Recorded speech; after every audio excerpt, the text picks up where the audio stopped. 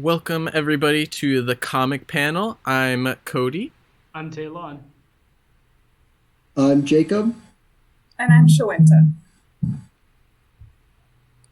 And today we are going to be talking about Captain America, Death of the Red Skull. It was issues 290 to 301.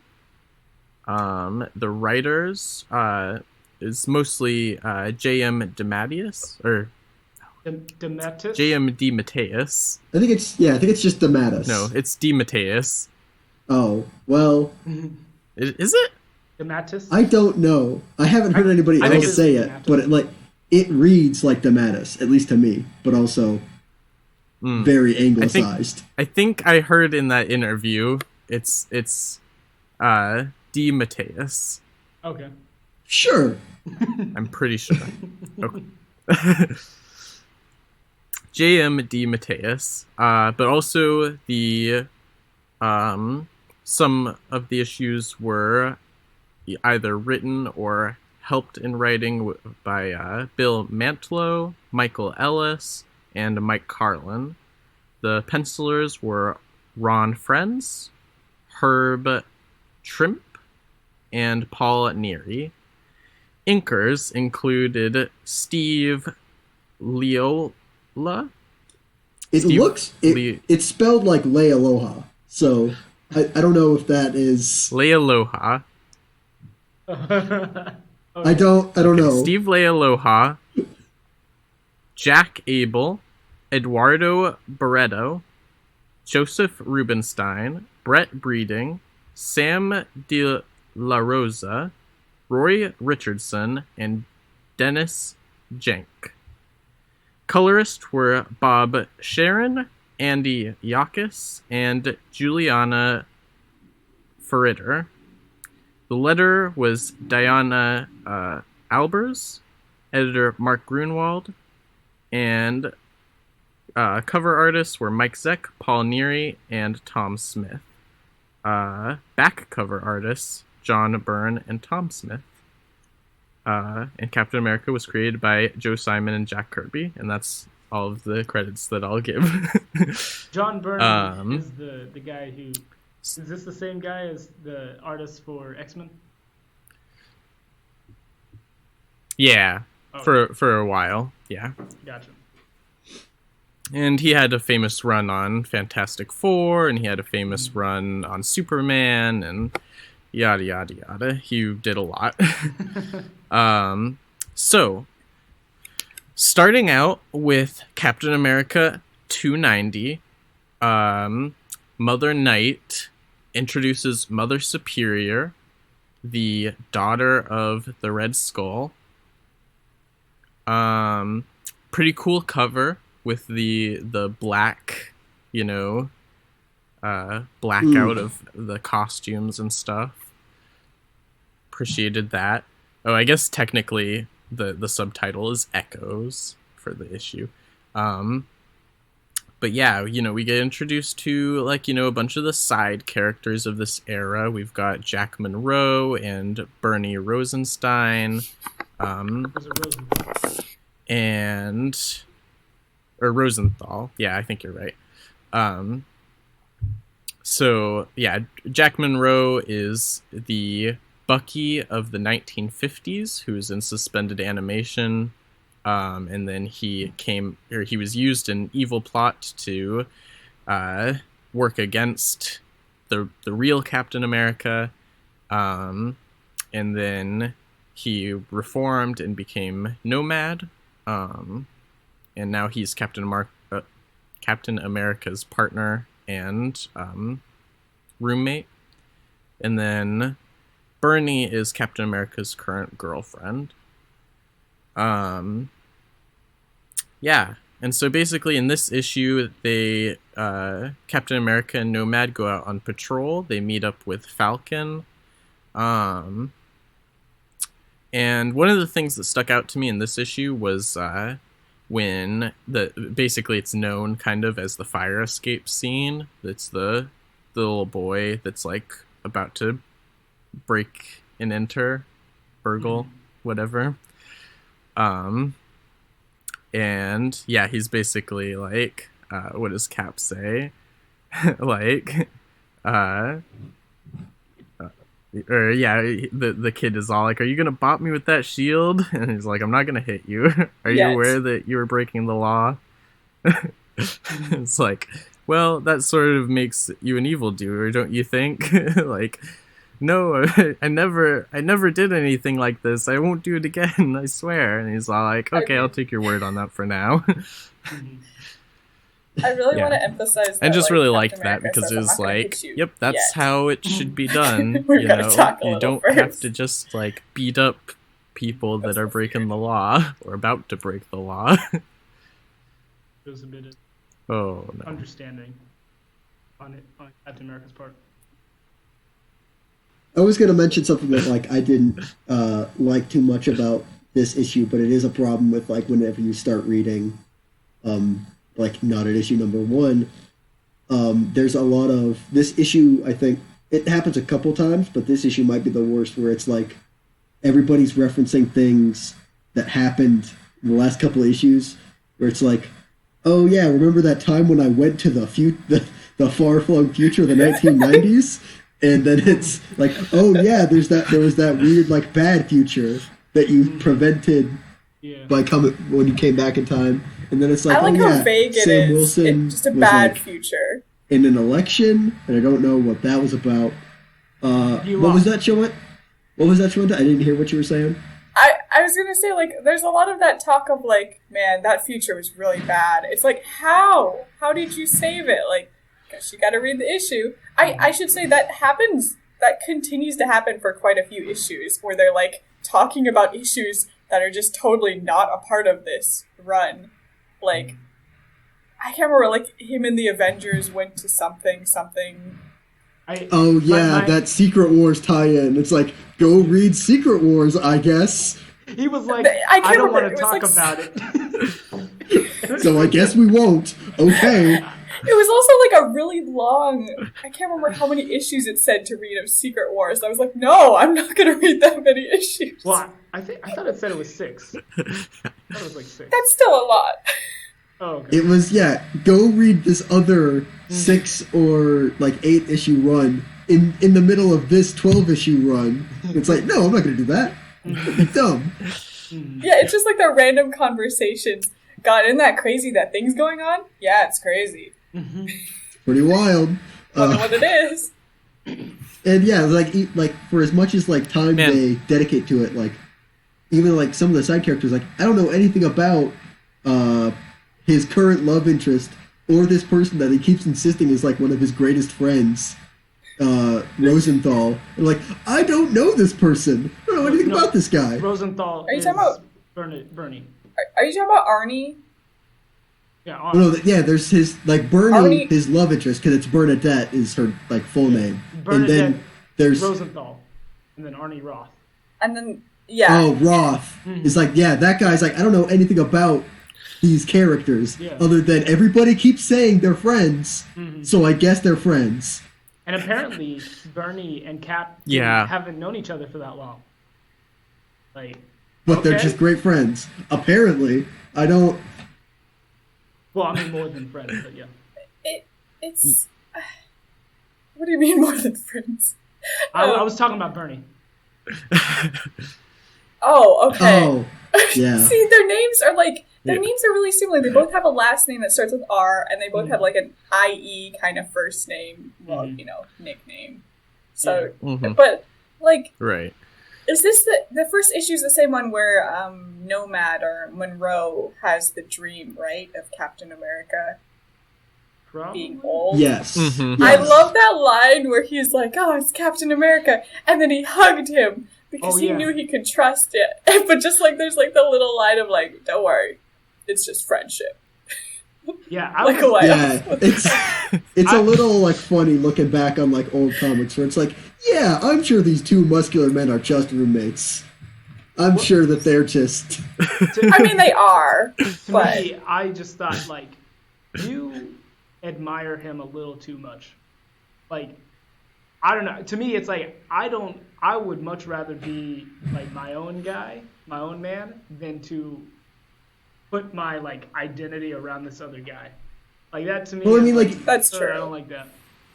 Yeah, Jack Monroe just isn't that kind of guy, because even like his current like public identity as like a, I don't know what you call it, like his superhero identity is one that Captain America used to have. Yeah. Before he, so it's like I don't think he's like even trying to be separate from Captain America. They don't even really call him Nomad. Yeah, I mean, half to the be time. fair, like, I mean, I was literally just gonna say they like. or wait, sorry. I was gonna say they just like Captain America doesn't even refer to him as Nomad most of the time. It's like Monroe. So like I didn't even know he was Nomad for like the longest time because nobody calls him that. He's just some kid. Yeah, that makes sense. Yeah, no, the way that I heard it, because like, you know, I listened to that whole. Oh wait, okay, I'll cut out. I'm not going to talk about the interview until we actually talk about it. But yeah, basically the way that I heard it was that you know, basically it was kind of like Jack Monroe didn't know like who else to turn to other than Captain America. And at first you know, he was all like, he's seen so many Bucky clones, you know, that he just like threw him on the floor. and then like basically it was like, no, I'm good, you know, like and then so he took him in, and then he was like, oh, I guess I just have this costume in the closet, I guess you can wear this. Yeah, if you want to be my partner. That was the question that I had, because I know very little about Captain America, but like I thought Bucky was his name, but it sounds like it was a title, like Captain America and his Bucky, instead of. I think there was an original James Bucky Buchanan. though, right? Well, I mean, it was Jack a Monroe nickname. It wasn't like his. It wasn't. I mean, it was Bucky for, like, do you remember when we read Death of Red Skull?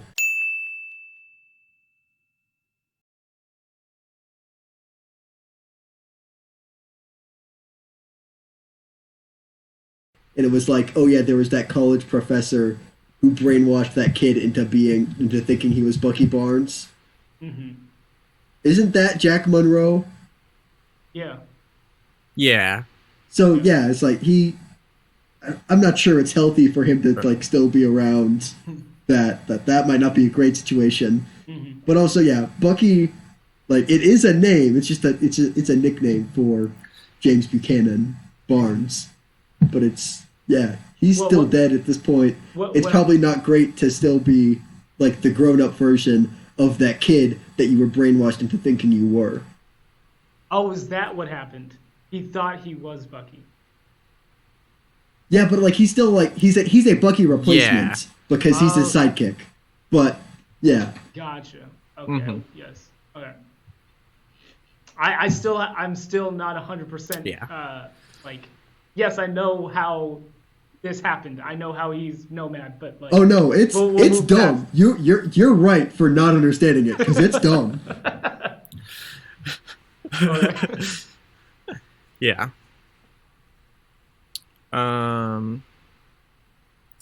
Yeah. And then so that's who Nomad is right now. Were we answering any other questions about that? I can't remember. No, like the last important thing about this issue is that it's the first appearance of that big crow that is like, I guess, supposed to be set up to like haunt Captain America, but it doesn't really, because the next issue doesn't have anything to do with this. Yep. Yeah. I don't understand. Also, how I did want to say, actually, got pitched. Oh, sorry. Go ahead, Cody. I did, before we moved on to the next issue, I just wanted to say I did appreciate too, like, you know, this issue and other issues just really show how like good of a person Captain America is, and that's like really refreshing, even in terms of portrayals of Captain America. where it's like, he's kind of been turned into like this like black ops agent, which I mean, there were other times in the past too where he was that, so it's not like, he's been totally corrupted.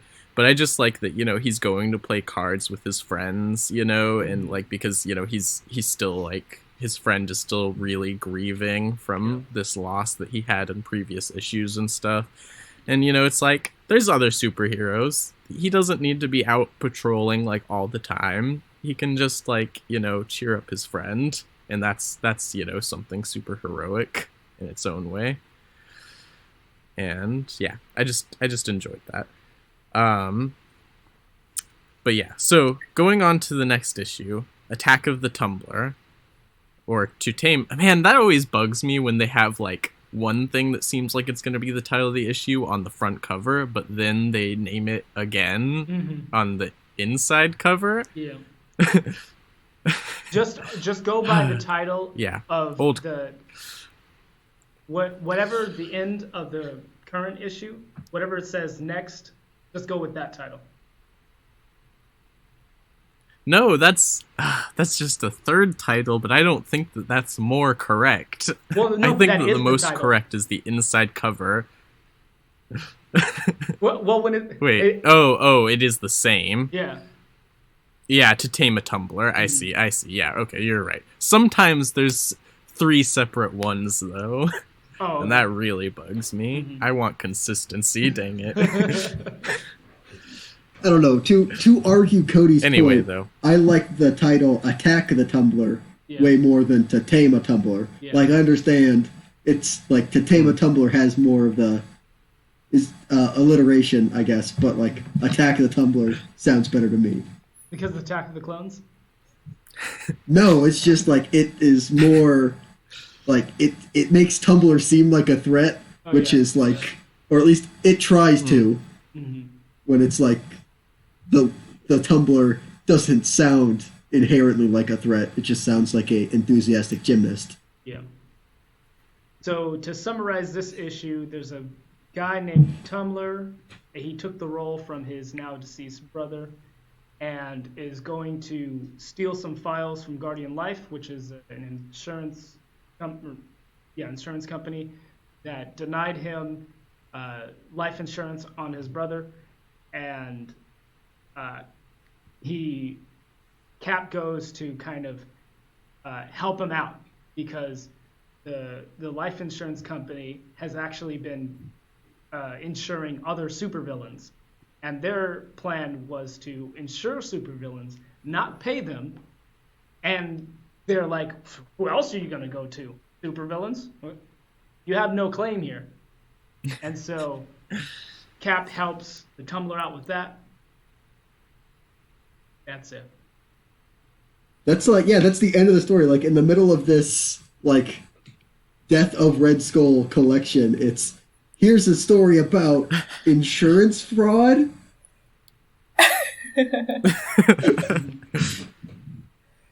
I do really like that sequence where the Tumblr and Captain America team up, and Tumblr's like, I gotta show off to him, and he shows off. Captain America's like, that's pretty cool, and then does something cooler, and Tumblr's like, damn, he's so cool. I wouldn't want to go against him. Like, I thought that was the weirdest thing. This guy you were like just fighting with, you're now idolizing. And I'm like, it's just weird. Okay, so I have like 2 main questions about this. Like, one, like, why would you ever, like, if you were a supervillain, why are you getting life insurance for being a supervillain? Like, what's the gain of that? And then second, and it is a much smaller problem, it's like when they go back to Guardian Life, like, there's a scene where like, they go into the skylight, and one of the guards is like, I thought I saw something up on the roof, and then the other guard is like, nah, you're dumb, you didn't see anything.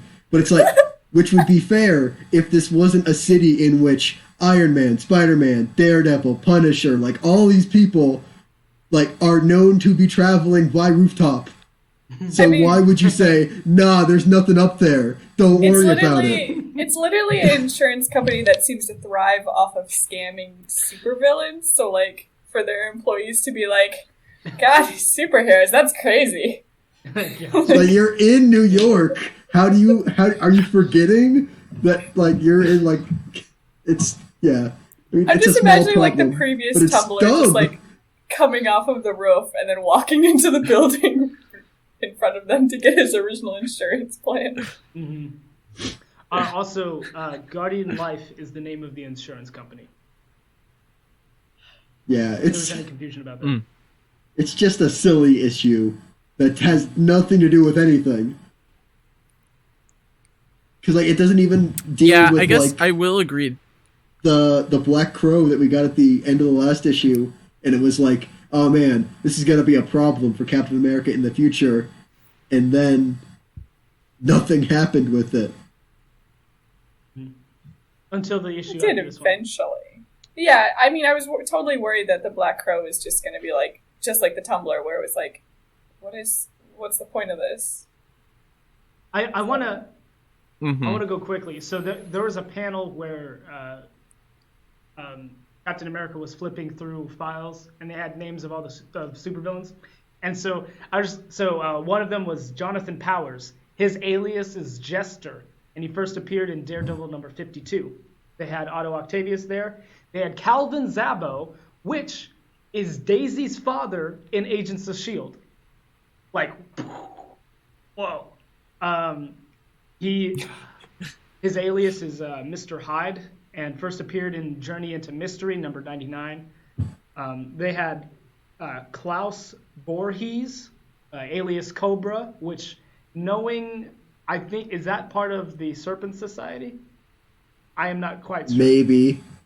But he first appeared in Journey into Mystery, number 98, partnered with Mr. Hyde and the Thunderbolts.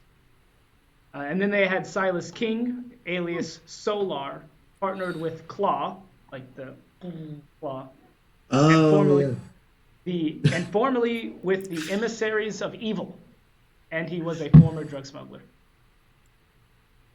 So yeah, I just like going back and like, what are all these? Emissaries of Evil sounds like SNL making up something to make fun of, like, the Legion of Doom.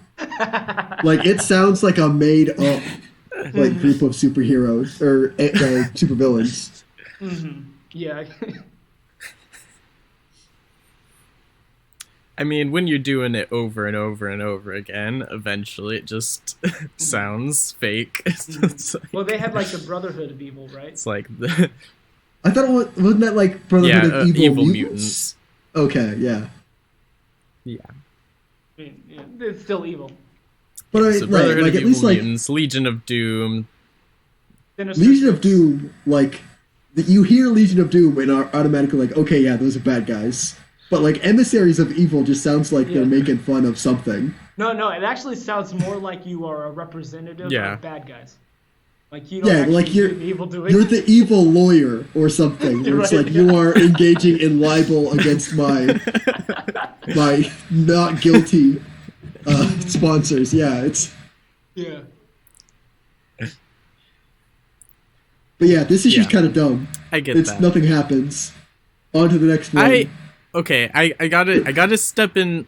I gotta step in and defend it a little bit. Like, I mean, I do want to move on to the next one. I'm sorry, Jake. I understand that you don't No, like I it, want to hear the defense. but, I want to see why this issue I matters. missed This issue matters, Tumblr? Okay, I just. I missed what you said, Cody. Okay, good vote of confidence. I was just saying that I want to defend it a little bit, Gotcha. and I'm not saying that it doesn't necessarily matter to the overall death of the Red Skull like arc. I get it, it's probably like, it was written by Bill Mantlo, not even J.M Dematteis. So it's probably just a backup issue. They had like some sort of weird deadline thing that something wasn't finished, and so it got inserted. But it is still a good issue. I like that it's like teaming up with the Tumbler is a good character, and it's teaming up with somebody who it looks like it's going to be a villain. It looks like it's just going to be like, oh, it's just a fight with the Tumbler. Like, I mean, that's what a backup issue would do. It's like, it's just a fight, it doesn't really matter. But then it's cool. Yeah. It's cool that it's like going up against these like big business scammers, I enjoyed it, even though it wasn't important. That's what I gotta say about it. I do like the turn of events where, I just thought the insurance fraud part was really interesting, even if it was not related. Yeah. Yeah. I still am not. I'm not a fan of the Tumblr being like, oh my gosh, Captain America's the greatest. Captain America's just so cool. Yeah. It was a very dorky sequence. Yeah. I mean, from different kinds of like Captain America references and appearances, I'm now getting the sense that people just turn into a Captain America dork in his presence. Like, that's how like awe-inspiring and powerful he is. Like, people are just like they can be like the coolest, like baddest guy, and then they're just like even the Red Skull is like Captain America. Right, yeah. No one can compare to you. We'll get there. I have some thoughts. Okay. Oh, So next is An American Christmas. which again has a better title on the cover, which is Beware the Black Crow. That's so much cooler than American Christmas, because the story barely has anything to do with Christmas. It's kind of wordy, don't you think? Yep. And also, like, this issue, I just realized, was, like, published in April. Why do I want to read a Christmas story in April?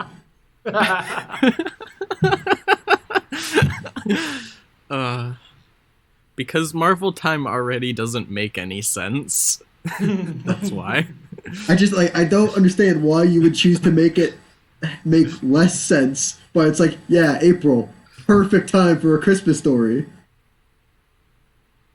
Wait. Yeah.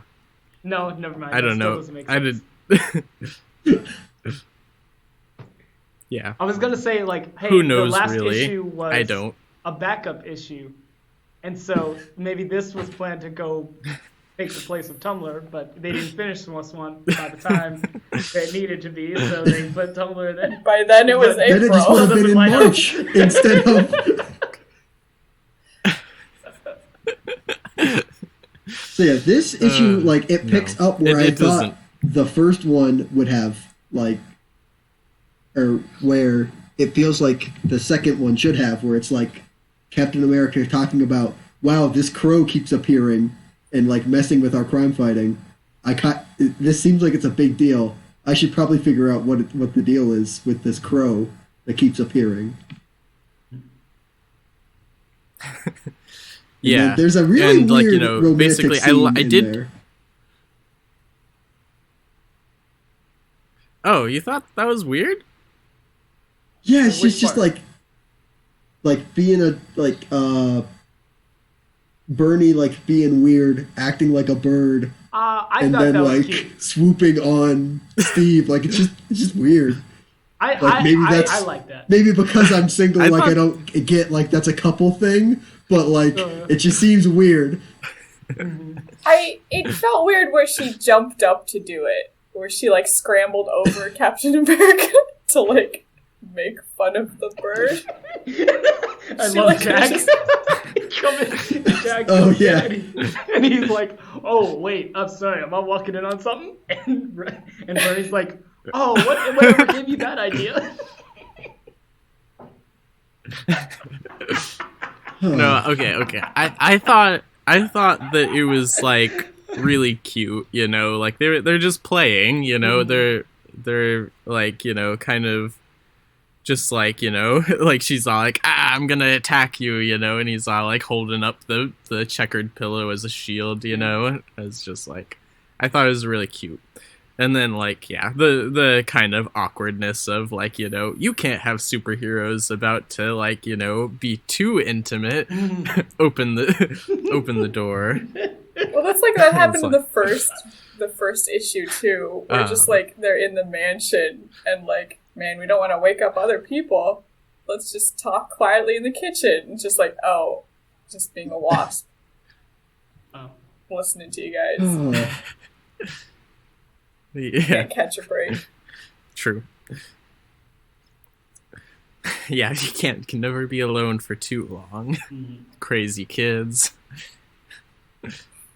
Oh yeah, this is like I guess I didn't pick and this up the old first man. read through, but it's like I didn't realize that Steve Rogers had like a day job as an ad man, Yeah. Yeah, he just got that job, I think. as like a more boring version of Don Draper from Mad Men. Well, it's not. He's not an ad man. He's just gonna be in an ad, right? Well, no, I think he's like assistant. No. editor to the He ad or something. No, yeah, because basically, he does artwork. He's an artist, Oh, and so he draws the ads. gotcha. One of the ads they showed towards the Yeah. end of the issue I guess- that like they were gonna go with was like Native American headdress to sell these burgers. I have some Yeah, problems this with is this is I'm gonna go ahead and say is a problematic issue. that. First of all, I don't get the Yeah. reference to Quickie. Like I don't get that reference. But then I don't think it's a also- real brand. Also, too, they say the truly heroic hamburger. What about a hamburger is heroic?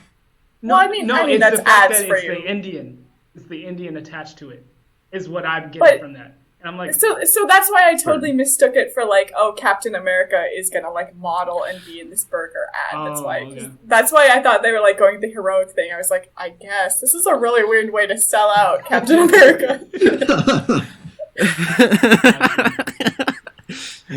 No, yeah, yeah. and then when it I- is, when I- and you know, I you go. go. No, you go ahead, Talon.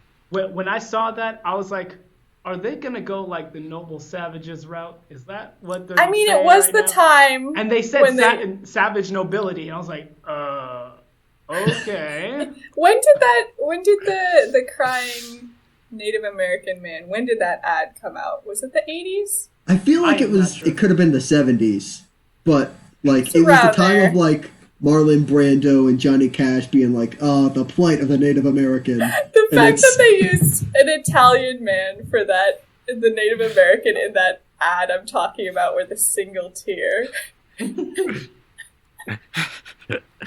Oh yeah, It's indicative of that something. one. Definitely.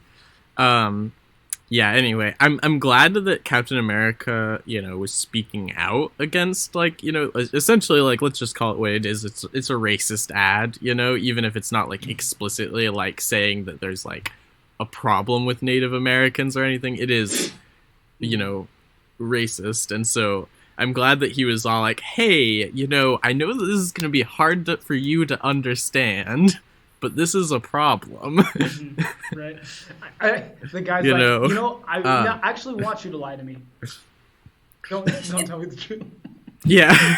But like, I think towards the end of the issue is when it gets more like Native American, like they start Yeah. using the headdress and whatever, so it's just like, nah, Right. didn't matter, went that way anyway, even more, doubled down. Yeah. Which is interesting in comparison to, we haven't even talked about the Black Crow really, all the way. Mm-hmm. Right. So I did not make Yeah, that it was a connection. little bit. Yeah. It was a little reductive. I kind of felt like when they. Well, yeah, I mean, it is. I don't know. Like. What I will say is that I think that Dematteis, like, he. For the time, as, like, you know, a non-Native American, wrote it, like, okay? No, maybe? yeah, for the I time. don't know. Am I giving it's- that too much credit? For the time, it's very. I don't know what word to use. I don't know. It was It's still ignorant. it was very new at the time, even to Yeah. have Native Americans in your book, much And then less to be have nice them. to them? Yeah, much less like have them fight your main character and win, but also like everything about the mythology surrounding Black Crow seems very ignorant. I was just very Well, confused with his whole Yeah. thing because he was like, I'm a representation of what America was and where it should be. And then he's like talking to Captain America. I don't know if he was considering Captain America as like the new America or the old America.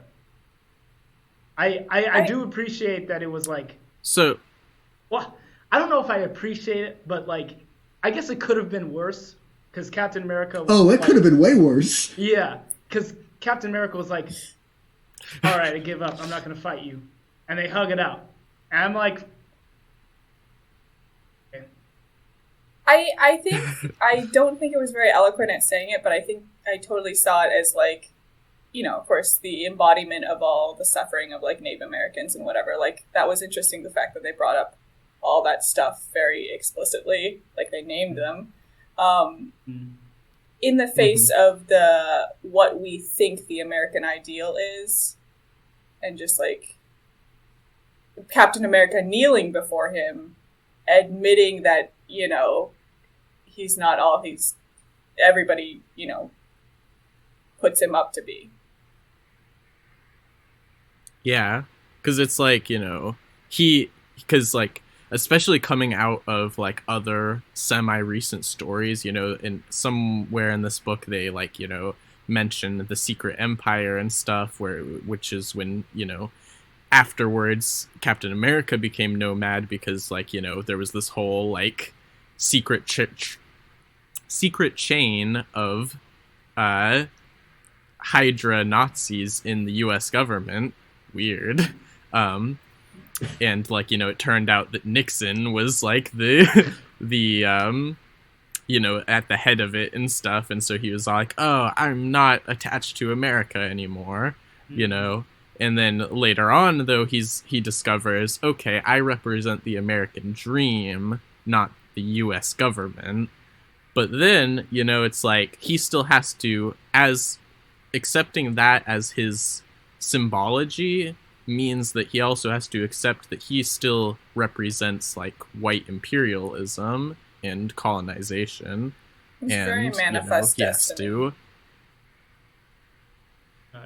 and he has to, as you know, to symbolize what America should be and what it can be, he has to submit to his role as, you know, being that and like, you know, be better, I guess. And I appreciated that. I don't know. I don't really like that. The having to submit. Like I get saying, oh yeah, we did some pretty messed up things, but then like kneeling before him, it's like I don't like that. He didn't kiss his boots. I feel like it's the least he could do. They didn't hug it out. They just he kneeled before him. Well, no, he got up and they were like, No, they oh, do Did hug. he hug it out? Yeah. Okay. Forgetting that. I thought the kneeling part was more important. Yeah, it's I think definitely Captain America interesting. just Yeah, hugs I everybody. agree. I think Captain America just hugs everybody he fights with. Yeah, that's probably Special. true. As like kind of a closing for this issue, I think it's interesting reading this. Like, what was this released in '84? So, regardless, like about 40 years after it was released, and like at the end, they're like the message seems to be, and like at least in the Marvel universe, like, and then like the Native Americans and the Americans are here now, live happily ever after, respected each other, and everything was okay ever again. And now in 2020, it's still not that. So that's interesting. Yeah. It just kind of aged. And it's like, that's not Dematteis' fault, but also like Dematteis is also pretty proud of Black Crow as a character. Yeah, that part's a little funny. Like I Yeah. was saying, I think kneeling is the least he could do, but also it totally wasn't That's a also all he solution. did. Yes, literally. He was just like, damn, you're just pretty strong. I think you're right. Kneel. And then just like, okay, thanks. And then nothing changed. Well, he found a brother. Yeah. He was calling him brother before Mhm. when he was beating him up. So, Yeah, I'm gonna Well, say he just found like a No, I don't, future because Deus Ex Machina is what he found. Well, okay, so I am gonna say that I think that because at first the Earth Spirit, which was like the old symbol of America or whatever, um, and also what's basically in control of the Crow, because like even though the Crow uses the body of I can't even remember what his alias's name is, John Black Crow. the That is it? yeah, it also feels like a fairly ignorant like naming of a Native American Yeah. character, but yeah. I find it. Okay. I do want to say the one section where they show him back on the reservation. I'm like, I don't think you know what goes on the reservations where they're just like in a teepee.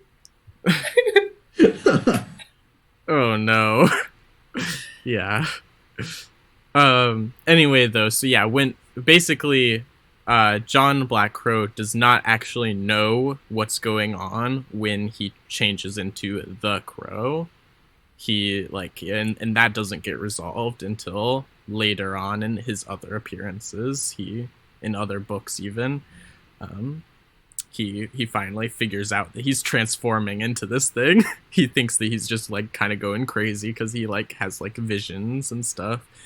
But anyway, yeah. I was gonna say though that I think that the Crow spirit wanted to destroy Captain America so that it could reinstate itself as the symbol of America, but then it realized that that they were two faces of a coin, which now that I'm actually saying that out loud, I'm like, ooh, that actually kind of sours it a little bit more for me now that I'm like really saying it. I'm like, oh, yeah, not perfect, definitely not perfect, but that is what the text is saying, I think. So I mean, I honestly like that interpretation a lot more than being like, all right, you did this terrible thing.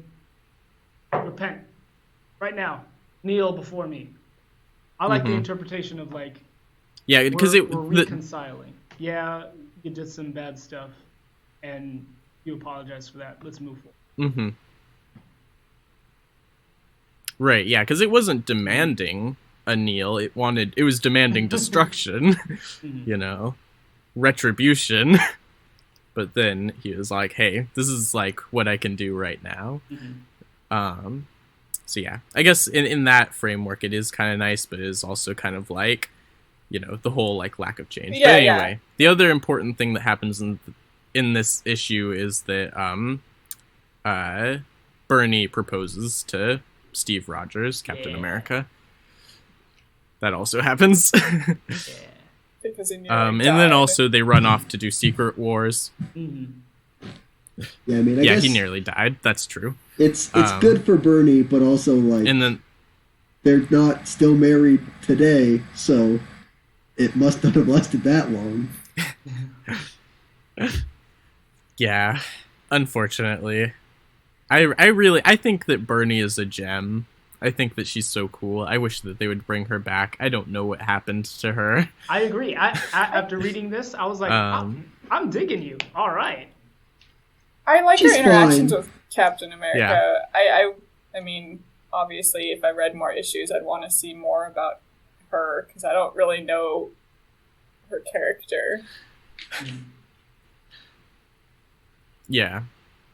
I mean, I think that she got a lot of strong points, like, without knowing, like, I don't know, bio information, you get, like, the feeling for, like, who she is and what she, like, believes in and stuff. Yeah. I am curious how they met, I guess. I mean, Yeah. she's dating Captain America, I think and that- she knows that he was in suspended animation for like 40 years. So I feel like that says a lot. And she's still with him. Like, I don't know. I find that a little weird. Okay, Like, yeah, so you're right. nonchalantly says. Towards the end, she is very strong in her conviction, and I can admire that. Mm.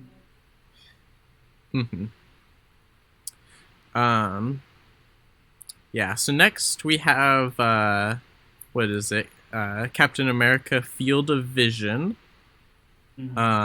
Which basically Captain America visits his friend in Virginia, and they both like had a thing for Sharon Carter.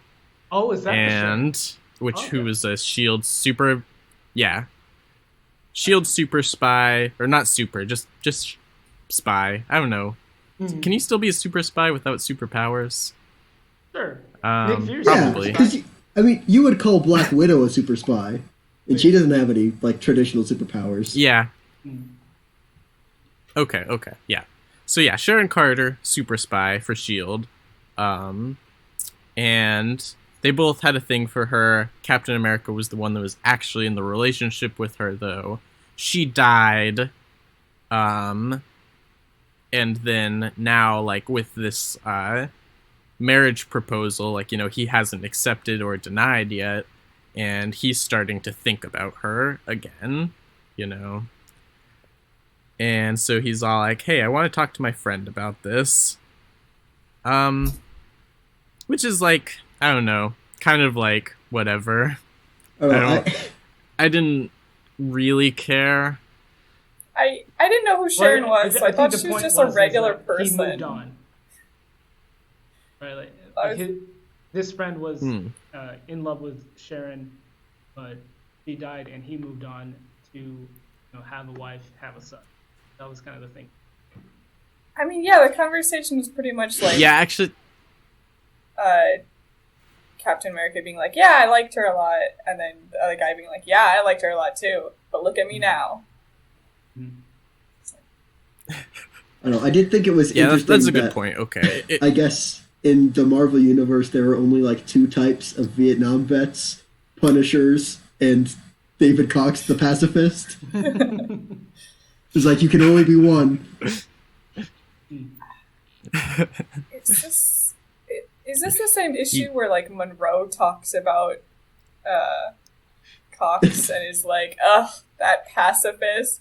Yeah. Oh, like pacifists? You mean cowards? Yeah. Every time, like every moment where Captain America is like shown to be a good guy and like consider his actions, I just get to see Monroe be like the complete opposite. Like, I'm just like, I hate you, Monroe, sometimes. Well, given what Cody said in the beginning of this, in the beginning of this episode, Jack Monroe wasn't originally his partner.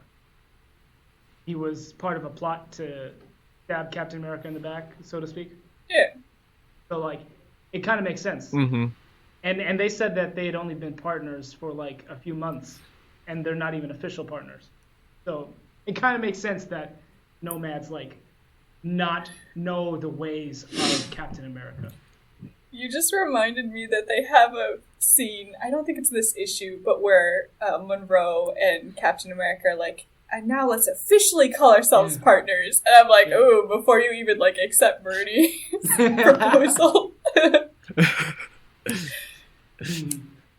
Well, no, Cap agrees to marry Bernie first and then be partners with Monroe. Not sure about that. I guess I missed his acceptance. I think it was kind of implied. Yeah. I don't know if he... I'm pretty sure. Because it's when she has the big, like, he's all like, I can't say yes, you'll always be in danger, and she's all like, shut up. I've read we comics. They intercut it with them kissing. Stop, no! Okay, kiss. Stop, no, kiss. Stop, no! Like, no, you'll be in danger! He's like... And she's like, alright, fine, you twisted my arm. Okay, I'm forgetting all these great Bernie moments. Like, I've read comics. Be quiet. Oh, yeah. Yeah. I thought it was dumb then, and I think it's dumb now.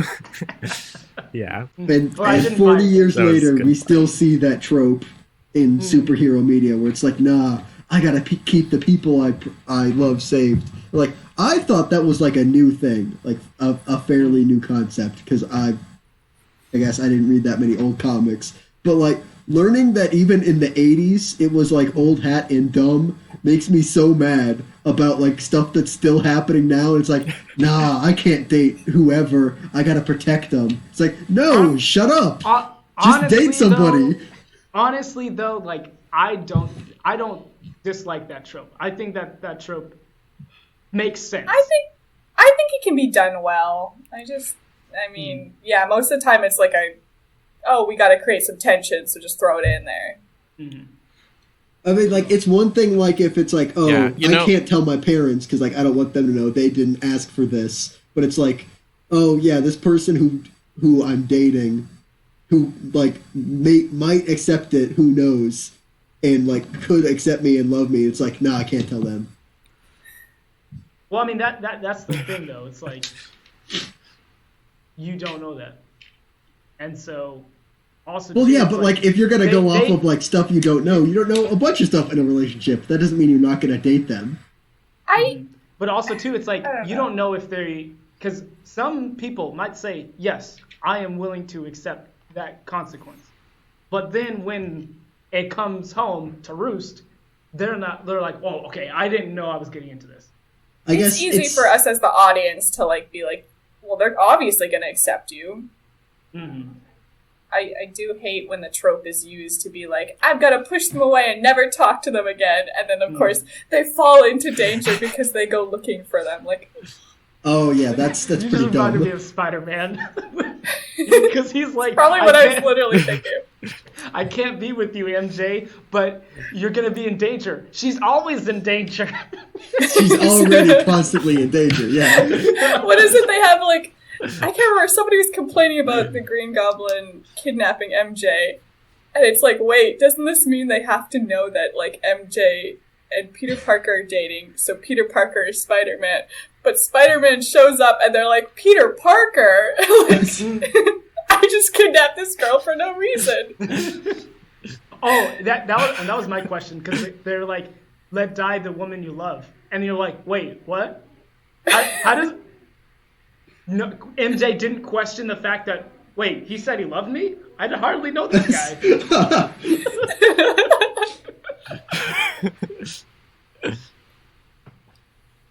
Yeah. But anyway, back to the book.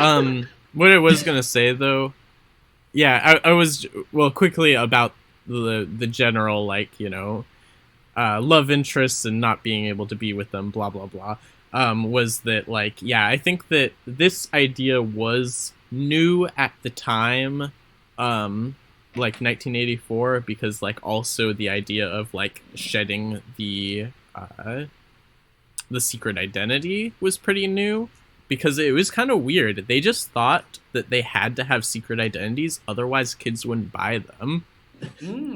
Like that was like common industry belief, was that like they had to, so they would just like shoehorn in these like situations, whereas like Iron Man can't tell Thor that he's Tony Stark, and it's like it doesn't make any sense, and it's like just like making your comic like less streamlined and worse, and they just thought, oh, this comic isn't gonna sell unless we do this.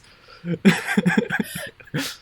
fact that you were talking about this in terms of love interest really threw me off there. I was like, he doesn't want to tell Thor? That would be different. That's so funny to me. Just. I was gonna say, I think it's appealing to kids because, I mean, obviously, then anybody could be the superhero, even the kid. Like, oh, you don't know this is my secret identity, like, whatever. Okay. I think that's the appeal. Mm-hmm. Right, yeah, and that is probably where the disconnect is happening, where it's all like, we're marketing these comics to kids, but then like throughout like the 70s through 80s, it was mostly like teenagers and college students reading them, not really kids. Yeah. So it's like, yeah. Anyway, though, back to the story. So yeah, Captain America and David Cox have this talk about Sharon Carter and moving on and, stuff. And then David Cox gets kidnapped by Mother Superior and Zemo, which we didn't really talk about Zemo in the other issues before, but he is, I don't know, he's a Nazi. Again, evil He's Nazi the son scientist. of a Nazi who's still a Nazi. His dad was a Nazi. What I thought was interesting is that the Zemo that I know of is this Zemo and not the World War II Zemo. I was like, oh yeah. Right. I don't know. The origin of the World War II Zemo is still dumb because like that Zemo just like developed a really good glue, I guess. But he did it for the Nazis. Glue was one of the most Glue was one of the most powerful weapons in the Marvel Universe in the 60s. That is true. You are right. And it was good enough to keep that mask attached to his face for the rest of his life. But like, I don't see it as like the Nazi super weapon, glue.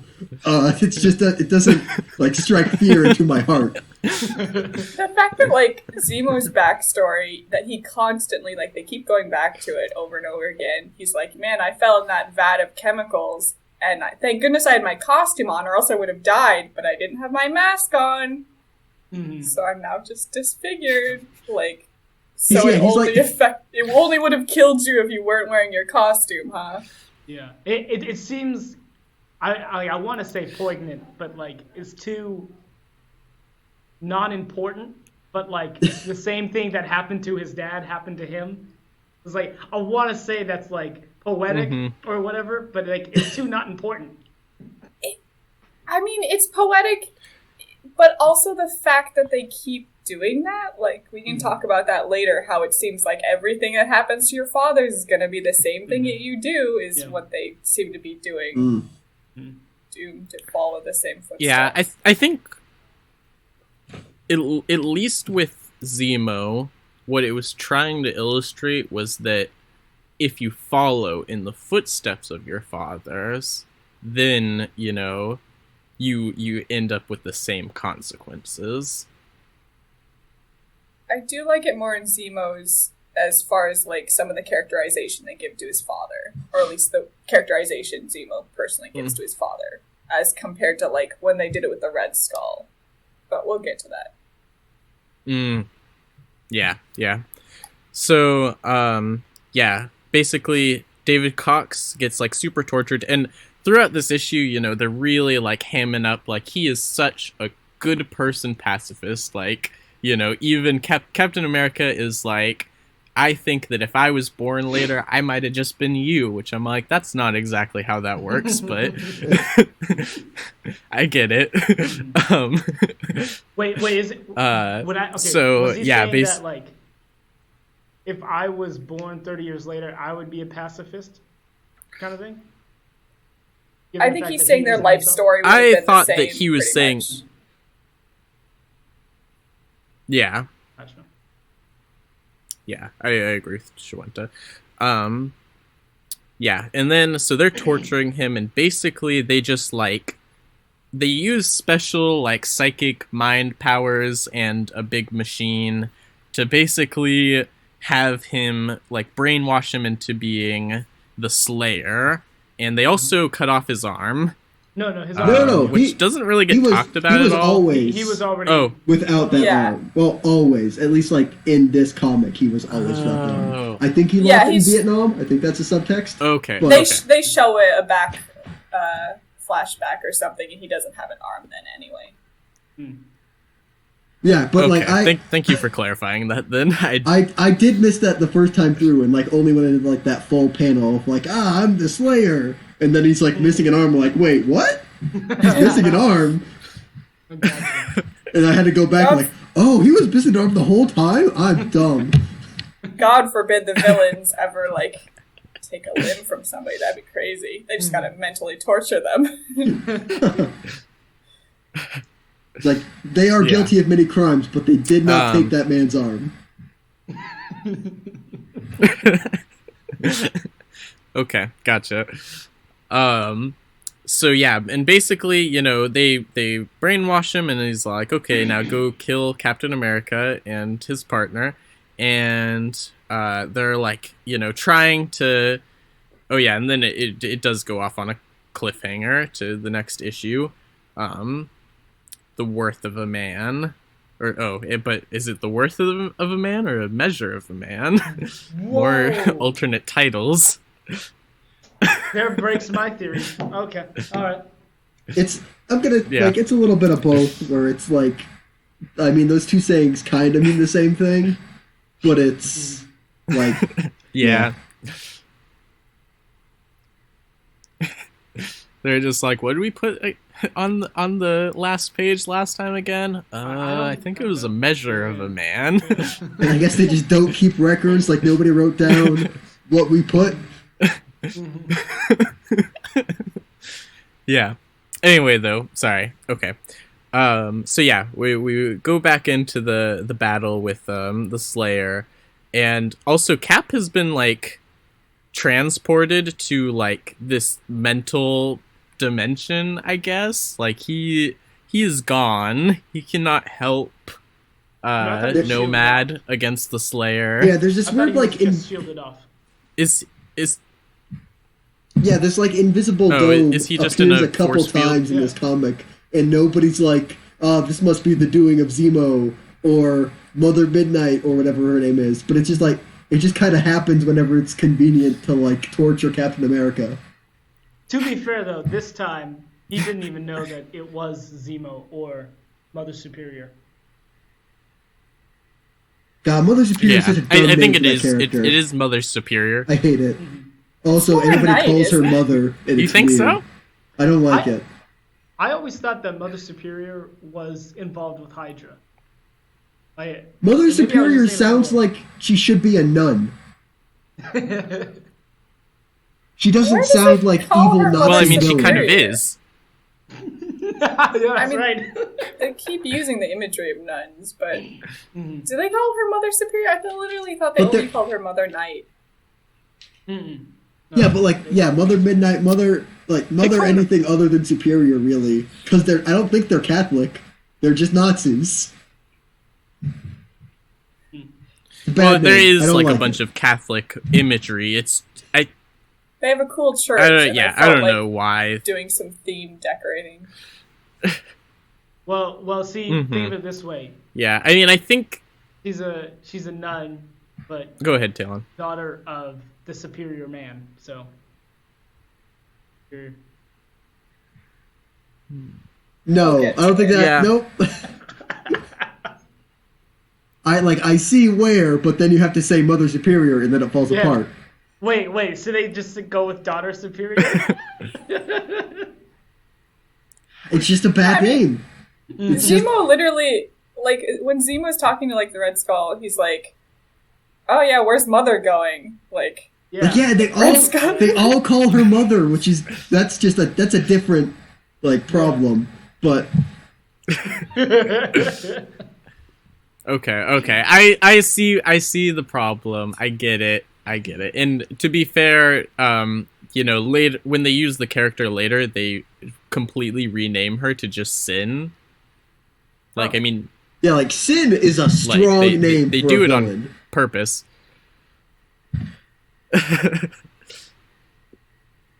Yeah. I don't know. I kind of liked how, you know, not that like the Catholic Church is like inherently evil. I'm not saying that, but I did like that you know, they used the imagery of that to kind of be like, I don't know, like a counterpoint to like how religion can be used negatively, especially later on when we get introduced to the Sisters of Sin.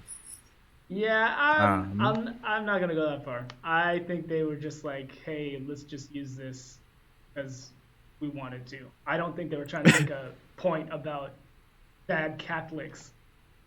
Yeah, no, it's just I think it's just like the well, Catholic Church has like really cool imagery Yeah. because like It's regardless of what literally I think about the okay, church, okay. like old school Gothic churches look really cool. it's literally like Evangelion and Christianity, where they're like, "That's cool." God, nobody's a Christian though, right? That'd be crazy. It They're just just- looks really cool. I love the fact that they didn't think anybody Okay. would think anything of it in Evangelion. But I really love the Sisters of Sin. I didn't consider any of the Catholic implications, so I don't know. I feel like I liked them because they were a little bit goofy, in my opinion. Like, Sister Agony is just like an old lady with like bird hands. She's like, ah, like jumps on them constantly. It's very fun. Yeah, yeah, I agree. Also, one Also, little point too is that I just wanted to say like both Mother Superior and the Sisters of Sin really remind me like there's probably a group that I'm not thinking of right now, but the artwork and style like super remind me of Grant Morrison's Doom Patrol for DC because like I don't know, so there has to be some characters that like look super alike to their designs but also the way that like she kind of like has like a big mouth and like big eyes, and it's wait, just like wait, kind of wait. like unsettling like Mother Superior. Oh, no. Yeah. Sometimes they really exaggerate her faces for expressions, and I really like it because, yeah, it's creepy. Mhm. Yeah. So in this battle, Dave was fighting Nomad, and he was being controlled, and he was like, "No, I'm not gonna kill this guy. Like, you're not gonna break me." And so Mother Superior was like, "Oh, you fool," and then kind of sent him into a coma. And so then they went off. Well, I think yeah. I was just gonna say I think that like him just resisting her will and her brainwashing is what sent him into a coma. It wasn't necessarily like a decision, but like it was just too much for his mind to deal with. And then it was also during this where the idea was brought up that, Captain America was taken down really easily. There something that we should be worried about? Nah. So then we get introduced to the Sisters of Sin. And I don't know, I was kind of uncomfortable with that first panel because I was like, you're sitting on pillows. That was weird. I mean, for sure, but they are weird. Just imagine having to sit in a room on a bunch of pillows and wait until somebody walks in. I guess. Yeah. Yeah. Villain presentation 101. Gotta wait for the perfect moment. And then this is where we also talked about Bernie being like, "Oh no, I'm not gonna buy that. My life is too dangerous. No, we're getting married." And then also where they intercut, like he's saying no and her kissing him, and he's saying no and kissing him again, and then he's like, "All right, fine, all right, yes." Yeah. And then, right as soon as he says yes, special delivery for Bernie, I really almost thought that she was gonna get a bomb. Just bomb to the face. Yes. Goodbye. Yes, I thought so too. Like they can just like phase now, through walls so. and sneak up on him. Yeah. But no, it was not a bomb. It was just a little like Red Skull mask bust thing. Mm-hmm. Yeah. So my question is, so she looked shocked. Who was more shocked? Was it Bernie or Cap? Because as far as I know, Bernie has no connection to Red Skull, so I don't know why she would be upset, unless it's looked really ugly. Well, I mean, it is. I'm gonna say. Well, it's she knows who the Red Skull is. I mean, yeah, but I don't know. It doesn't feel like she would be like, oh my gosh, it's the Red Skull. I mean, I don't know. Maybe I don't know. It's. I'm gonna say it's threatening at the very least. Mm-hmm. Where it's like, oh yeah, this person you don't know. Oh, at least all you know about them is that they're a supervillain. Now has your mailing address. That's Well, yeah, she's got to know he's a supervillain. But also, like, later on the Avengers, when they're talking about Red Skull, they're like, oh, no, this dude ain't just any regular supervillain. Like, who wants to take over the world? This dude is business and, like, the worst of the worst or something. Mm-hmm. So, like, even they have a different opinion. So then next issue is Sisters of Sin, which I actually had... So, do you remember when we did... a live stream of us going to the comic shop and buying comics, like the box of comics. Yeah. And we opened them. Mm-hmm. I do remember that. This was one of the comics I got. So I was like, hey, look at that. Oh. Huh. Who knew? Yeah. That's pretty cool. So yeah, this issue is just. So this one. Disappearing and Arnie disappears and then the Red Skull leaves behind an emblem, and so he's going off to find out where Arnie is, and then Red Skull is kind of taking Zemo under his wing, saying like, yeah, you know, I'm impressed with your progress, but you know, you definitely need the tutelage of me. My daughter isn't cutting it. He specifically says it's like, let my daughter do her thing, and then we will discuss what to actually do as men. She's like, Mother Night is like running off. She's like, I'm gonna go kill Captain America. And her dad's like, sure. Now let's talk about men things. Only things men can talk about. And I was like, that's an interesting way of phrasing that. Yeah. Yep. Honestly, though, like that's just on brand for Red Skull. Like he's just offending everybody. I mean, he might as well be sexist if he's racist already. Yeah. Yeah. Mm-hmm. Yep. You mean to tell me that there's sexism in my racism?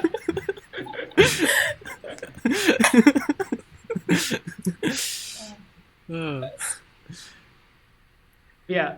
Captain America and Nomad go up against Mother Superior and the Sisters of Sin and get trapped while Bernie gets kidnapped. And trashed. Trashed? Trashed. They lose. Oh, okay. Oh, gotcha. Yeah.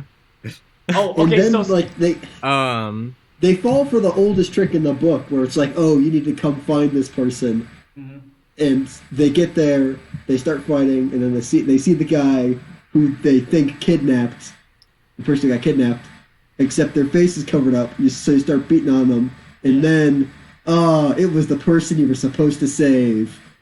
But how could we ever have seen this coming? Except then it was a robot. I think it would have been so much better twist. if it was actually him. Like that was literally.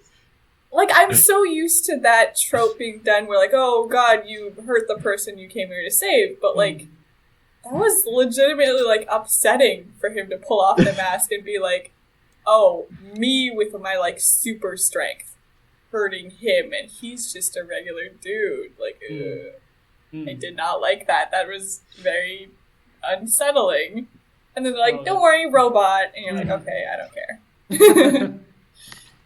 So Star Fox is in this issue, and like I don't want to touch on this too much, but like, why does he look like a redheaded Wolverine?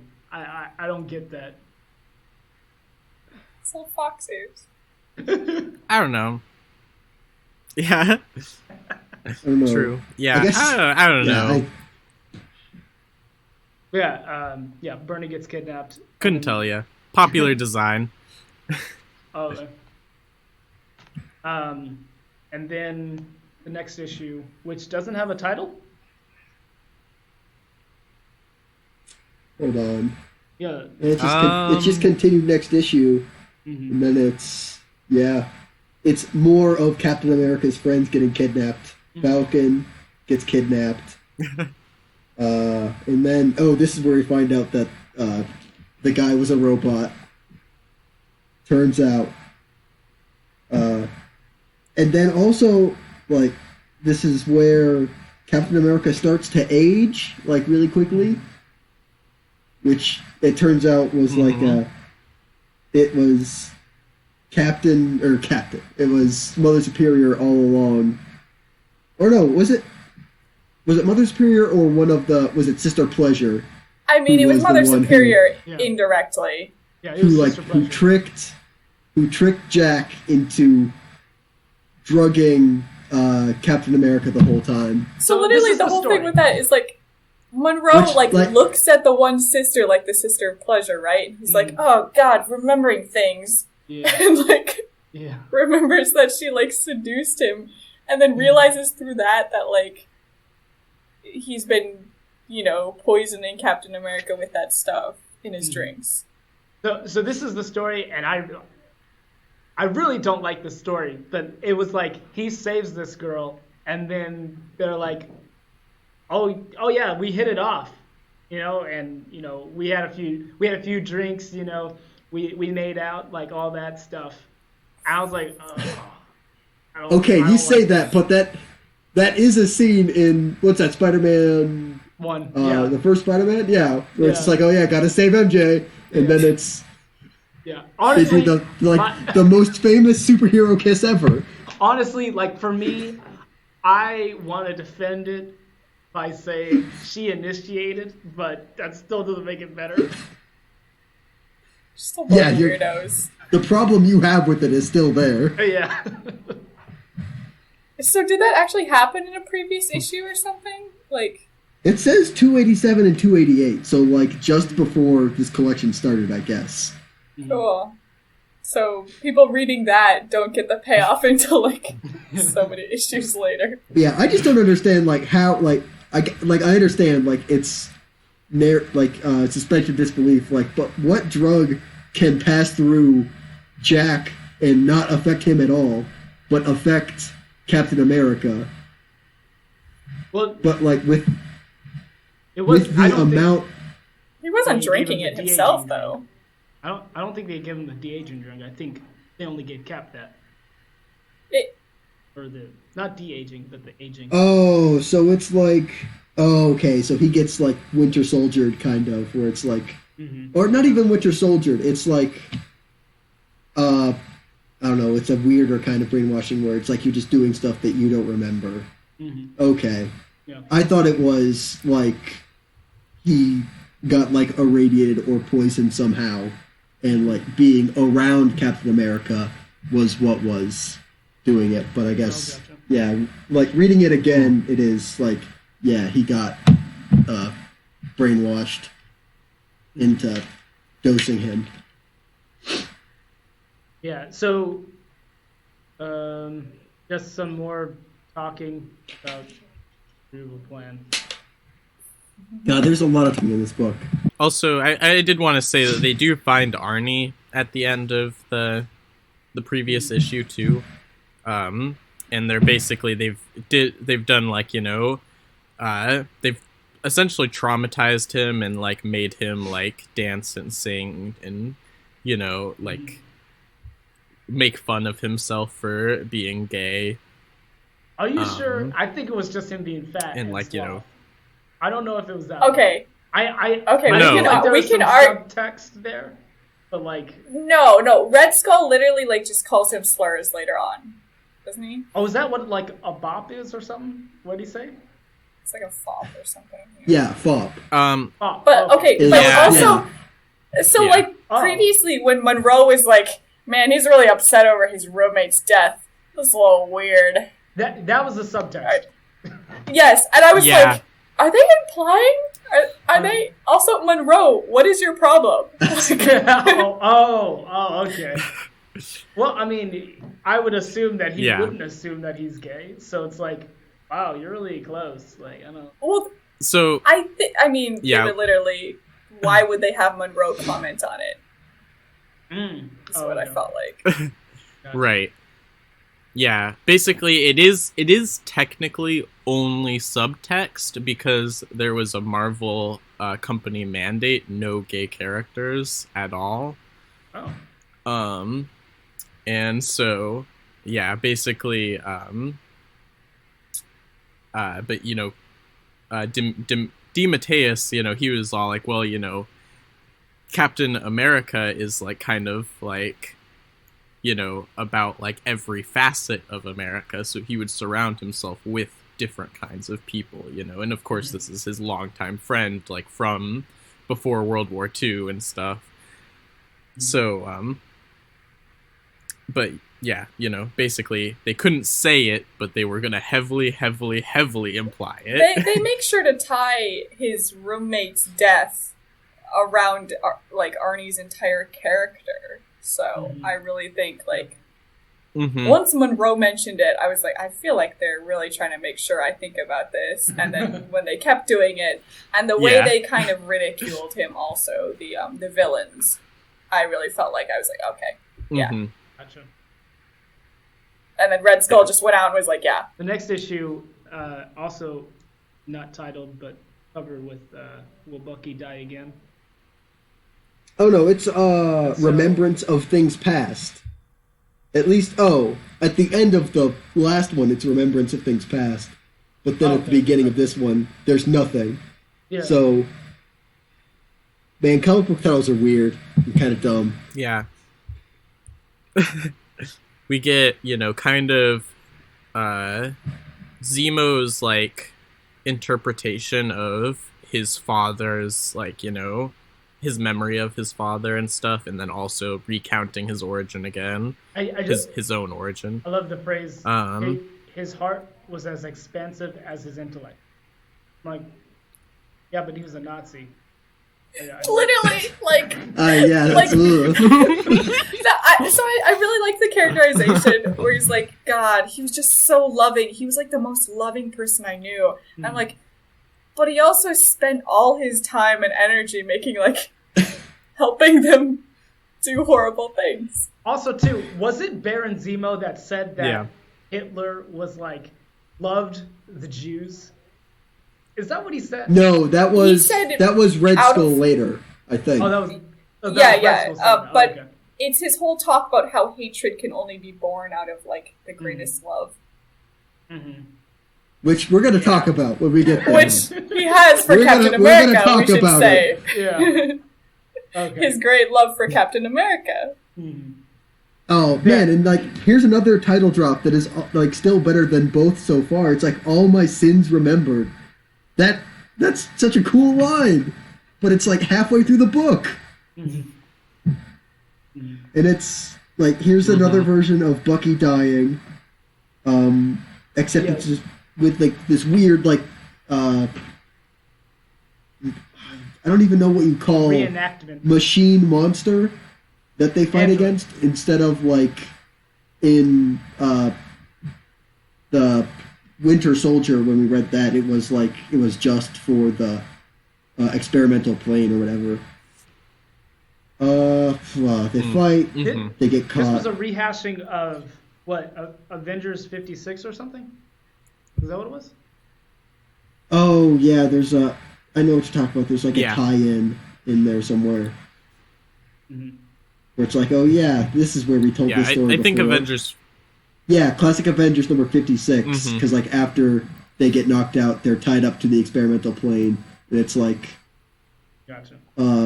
like Steve Rogers talks about fate for a second, and it's like, oh yeah, this weird force let me get out of these ropes. I should be able to do it again. It's like, check out Classic Avenger 56 for the exact same scene you're about to read again.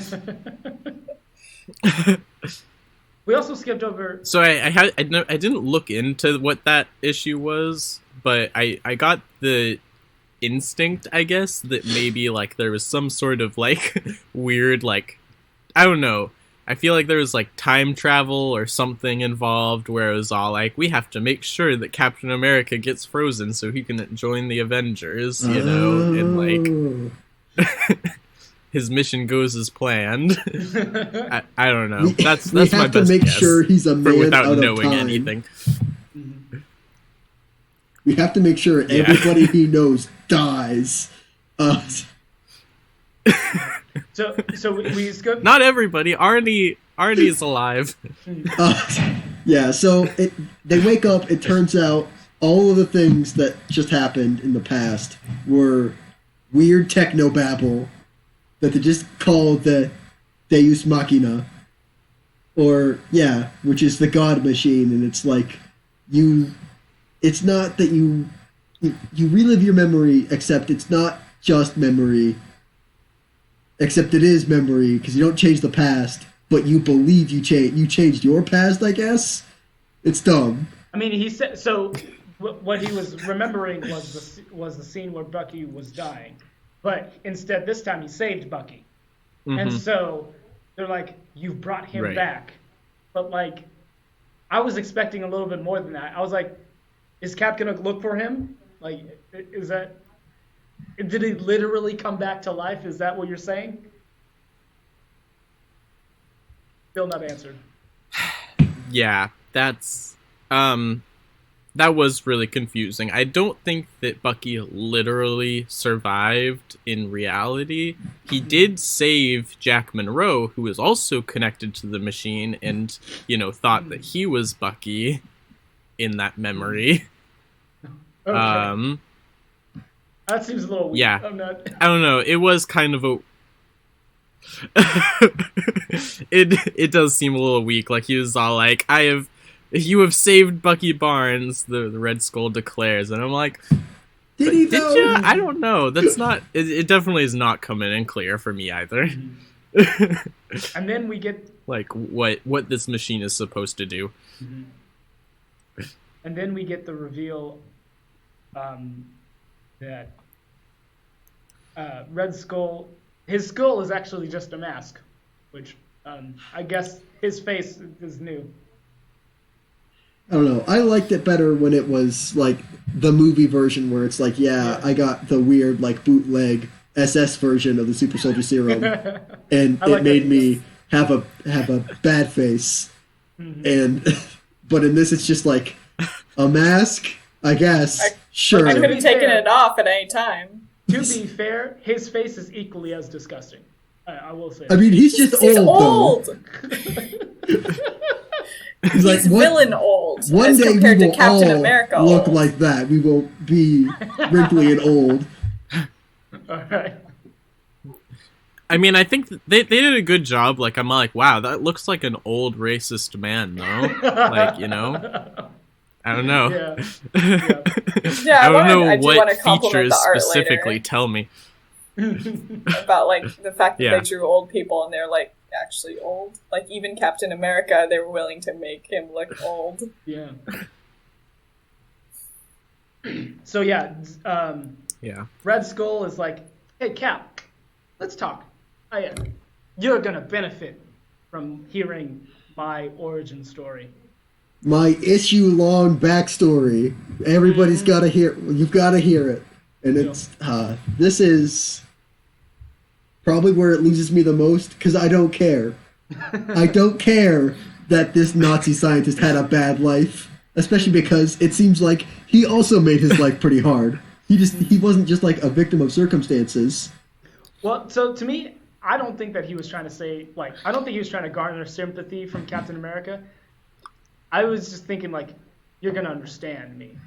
But if he you're not literally trying... ends it with oh, don't you disgust me more? And aren't you disgusted by me more? Like, do I detect it on you? And Captain America's like, no. Yeah. Like, Yeah, he was trying to get him to But- hate him. but freaking his backstory, he has the part with when he's a baby, he's like, I could remember how horrible my father was. And it's like, no, you couldn't. Like, I was a little confused because I was like, have I heard this story before? Like, have I heard someone explain that he remembered being in the womb? Like, I Yeah, feel like you that was have. something Cody said. It's Doctor Doom. Doctor Oh, is Doom it? did this like same thing. Yeah. Gotcha. Doctor Doom had this Villains, like except you know, they're he just had like a whole actual sob story where he's like, yeah, I was born as a second class citizen in backward wherever. And it was like, yeah, I was persecuted my Latveria. entire life until I got power, and then I was gonna show them. Gotcha. Yeah, he was like, oh yeah, my mother. Okay, first of all, he was like, my mother was like this, you know, sweet and everything, but like she died in childbirth. How would you know that? he literally talks about like remembering things from the moment he was born, and then he gets chucked to an orphanage. So like, how does he even know this took place? Yeah. Yeah. Baby And- memories. And so,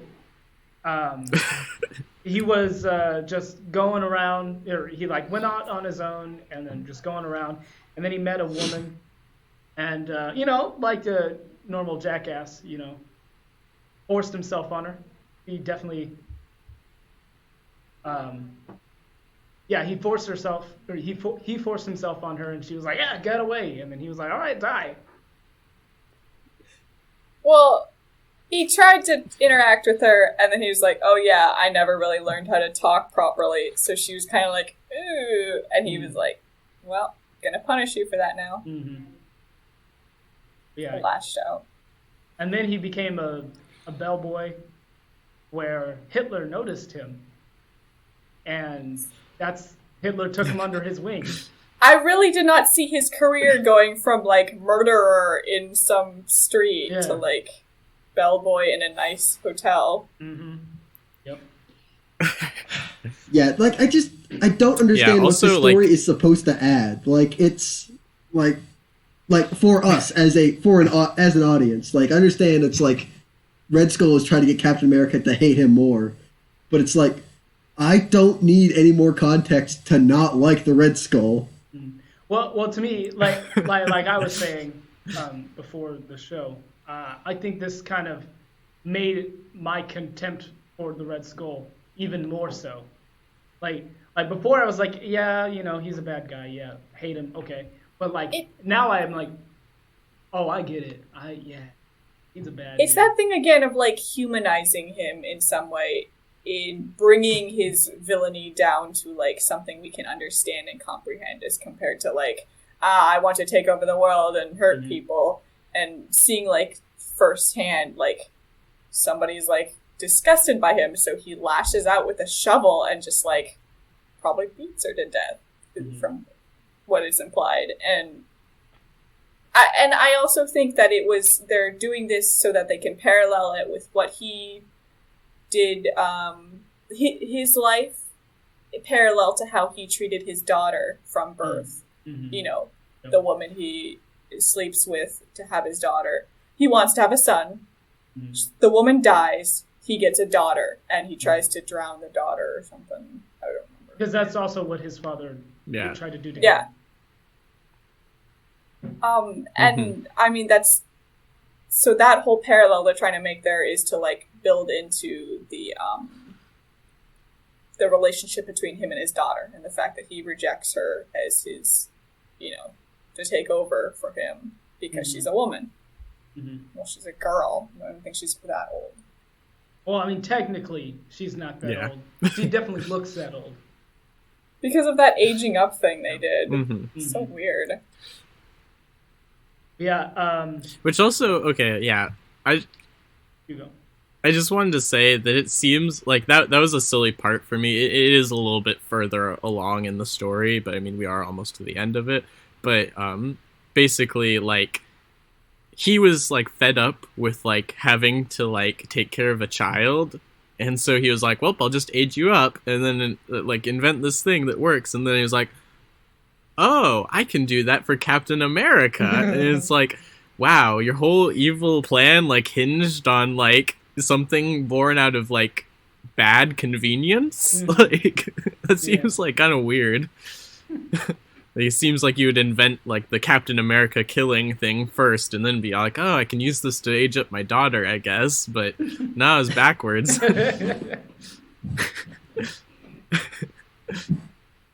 I don't know. Anyway, though, yeah.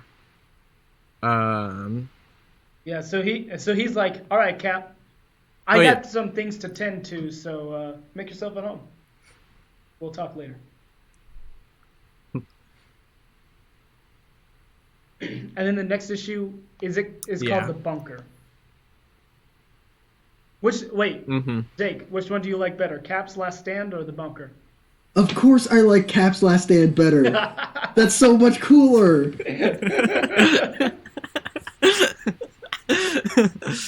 Even though it isn't his last stand, because I don't think they fight until 300. So... yeah, there's like 3 more issues at least. So he's just wandering around the house, finding Nazi memorabilia. He finds the soul of Adolf Hitler just like in a glass cube, and they just kind of gloss over that. That's like a panel, and then nobody talks about it. I thought that was a hologram when I first saw it, and then I read, oh, it's just him in the cube. And that also happened in a different comic, so read about that, I guess. Oh my god. Wait, what was that like, villain team up? Or is that something else? Super villain team up, number 7. Yeah, it was super villain team.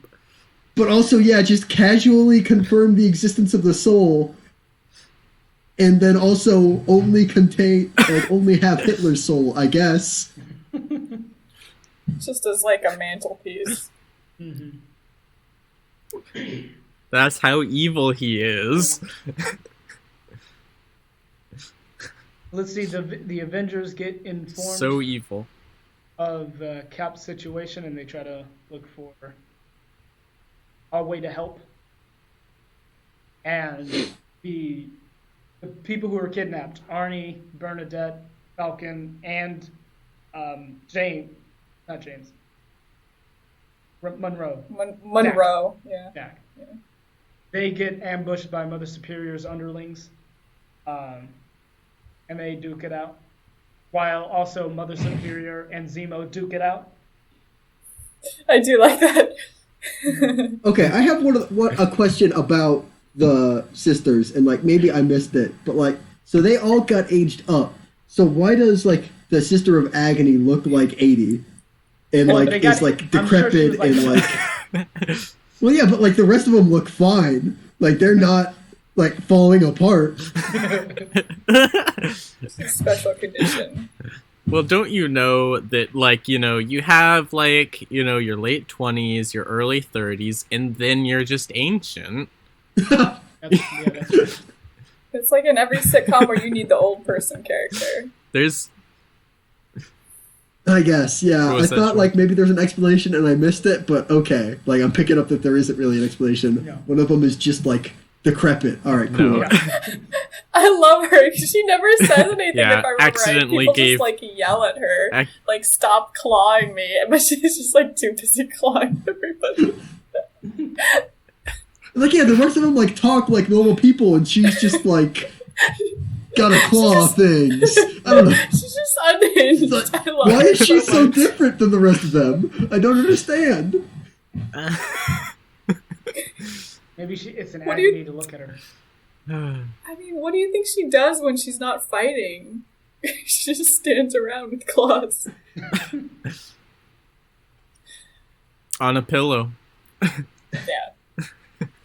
Man, eating's got to be hard for her. She only solid food probably. And bark. Or you think of like chopsticks, and she just like learns to like eat around them or something. I think she shoves her face onto the food and then eats it like the dogs when they're like drinking water. I see. Nah, she has to use those guys as like shovels though. Like, I guess she could use them as like skewers. She could like, they just have to like dice everything she eats, and then she. Well, like, I just like the kebabs. idea that she's so unhinged. She could totally do that, but she just chooses not to. Like, And then next issue. Best character. Man. Oh well, I mean, let's not skip to the next issue quite yet. Like Red Skull blows up the house where all that other stuff is happening, so it's just Captain America and Red Skull. It's like, and then Captain's like, "Well, I guess I gotta fight now. Yeah. I wasn't going to before, but now that Yeah, all he my was like- friends are dead." But he was like, I'm gonna fight to live. Except, yeah, he's like, Mm-hmm. I don't understand Captain America in this, but like, he's super insistent that there has to be an antidote for whatever is making him old. And it's like, why would Red Skull ever make an antidote for that? Yeah. Yeah, I mean, okay, so a couple of points of clarification, which like might not be all that useful, but hopefully they are. First, so Nomad, unintentionally drugged him with aging stuff, and then when he was kidnapped, they used a machine to do it even more, and then also while he was kidnapped and knocked out, Red Skull injected him with a different kind of poison. That's not the same as the aging drug. But like, why would he want a way to undo any of that though? Is my question. Right. Yeah. And he doesn't. I think that, Captain America is all like, well, first, like, there's always like, in like kind of comic book or like having an idea of like the weirdness of comic books by being in one for so long, it's all like there's always like something that just like turns it off, and then he's like, no, there isn't something that turns it off, and he's like, I don't care, then I'm gonna get out of here, and then I'm gonna find my own way to get rid of it, Yep. And like, I mean, honestly, that is like how like neither of those two things happen either, it's basically happenstance. He gets lucky because of, well, we'll get to that when we get to that, but yeah. So I mean, that's just the clarification I wanted to have, is that like, he is being as like hopeful as he can be, and that's like, as much as of his ideals as he can be too, the value of having hope in a hopeless situation. So next issue we get Black Crow again, and he's like, oh, I am sensing what's happening right now. Cap's in trouble, his friends are in trouble, arch enemy coming back from the dead, and so he turns into a crow and then goes to help out Cap. And what happened, so Cap and Red Skull are fighting, and Red Skull's like, end me, please. And he's like crying. And so I'm like, oh, okay. All right, I won't end you. And that causes him to have a heart attack. Yeah, I mean, it's also kind of weird because it's intercut with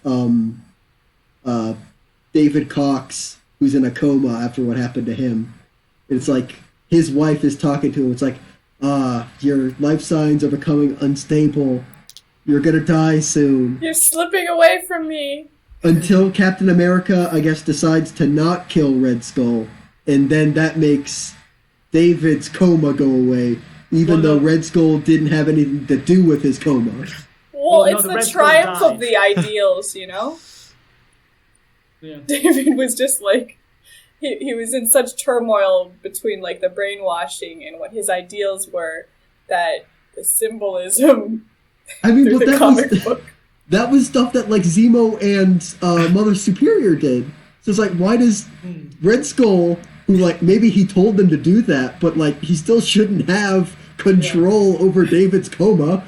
That doesn't make any sense. It's not going to be anything tangible. It's literally just symbolism. You have to suspend your disbelief. Yeah.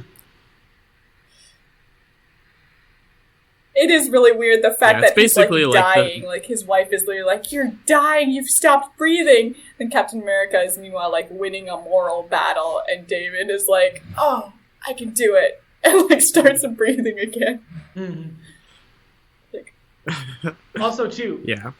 So Did Oh, Black Crow I do actually just anything? got it. I just understood. What? What? Yes, he did, and I just understood that. He helped David come back to life. I just realized that. He was sitting in the windowsill of the hospital. That's He true. stopped Oh, before he went to go Okay. help Captain America. yeah. I forgot I've about got He was that. the That's David true. Cox That's of the fair. person I hospital don't room. know. That makes less sense. He could sense the moral turmoil that was going through David.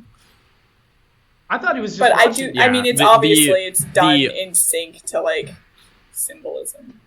Mhm. right. Yeah, basically the Earth Spirit was all like, okay, so we gotta help out our brother Captain America, so like let's just go solve all of his problems real quick. Yeah, but yeah, we're not gonna help him by going and like helping him first. We have to save this person who's in a coma first. Can't fight his Yeah. I battles. mean, I for feel it. like that's what Captain America would have wanted anyway. Yeah. Maybe, True. probably. Also, so did Black Crow do anything for Captain America? Because he pulled out leaves, but he was still under the effect of the aging serum. So I'm confused. But he was What does poisoned he do? by like 5 different think, things, like- wasn't he? Or 3 different things. Right, so that It gave him like extra juice, so like he could make it out and like see that his friends were alive, and then like he doesn't want to die anymore because he knows Okay. all his friends aren't dead. I think. well, Gotcha. I'm pretty sure that the crow basically, was able to cure him of the injected poison, but not the aging poison. Mm. Yeah. And that's why I clarified earlier that there was 2 different kinds of things that he was drugged Gotcha. with. I'm gonna be real. I totally missed that he was like got a bunch of the different things. I thought it was literally just the aging stuff. Mm. Oh, And so yeah. yeah. Next issue. Cap So close. Yeah. hands over Red Skull to Mother Superior, who Red Skull is dead, and so then the Avengers come and rescue Cap, and they're like, "All right, how do we fix this?" And their plan is to go to back to Red Skull's hideout, get anything they can that was involved with. Just Aging grab him up. random technology, and Yeah. we'll figure it out when you get back here. Also, too, my question is, those are 2 characters that had not been inside the mansion, so how would they know what was involved in aging him up? Like, Anything more complicated than a clock, just grab it. and then Vision goes to the planetary computer of Titan. Like, what? And also, are they saying that he is a computer made by Isaac? I don't know this. No, I think Isaac is the name of a Wait, where is of a that? computer, kind of like the Supreme Intelligence for the Kree, where they just have like that computer that like is a thing. Oh. I think. Oh, Isaac is the planetary computer of Titan. Okay, got you. And the computer that he went to see was augmented by Isaac. Okay, now I get it. Yeah, But yeah, then they Yeah.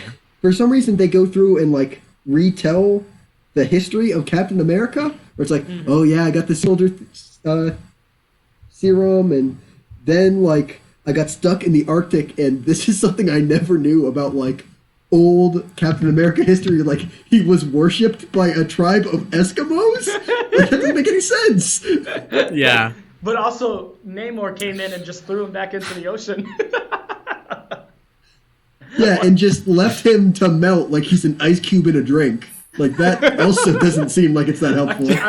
I'm very confused as like, what did Namor know Captain America? I mean, I bet he did. I bet that's why he. Yeah, like at least it's Yeah, he been did. retconned to like they fought in World War II together. Gotcha. So like Okay. it seems I like didn't catch he that should when I have a first little read it. more care. I literally just thought of Namor knew Captain America. Yeah. Just so It's weird. cool. Yeah. So they get this machine all built, and basically... Also,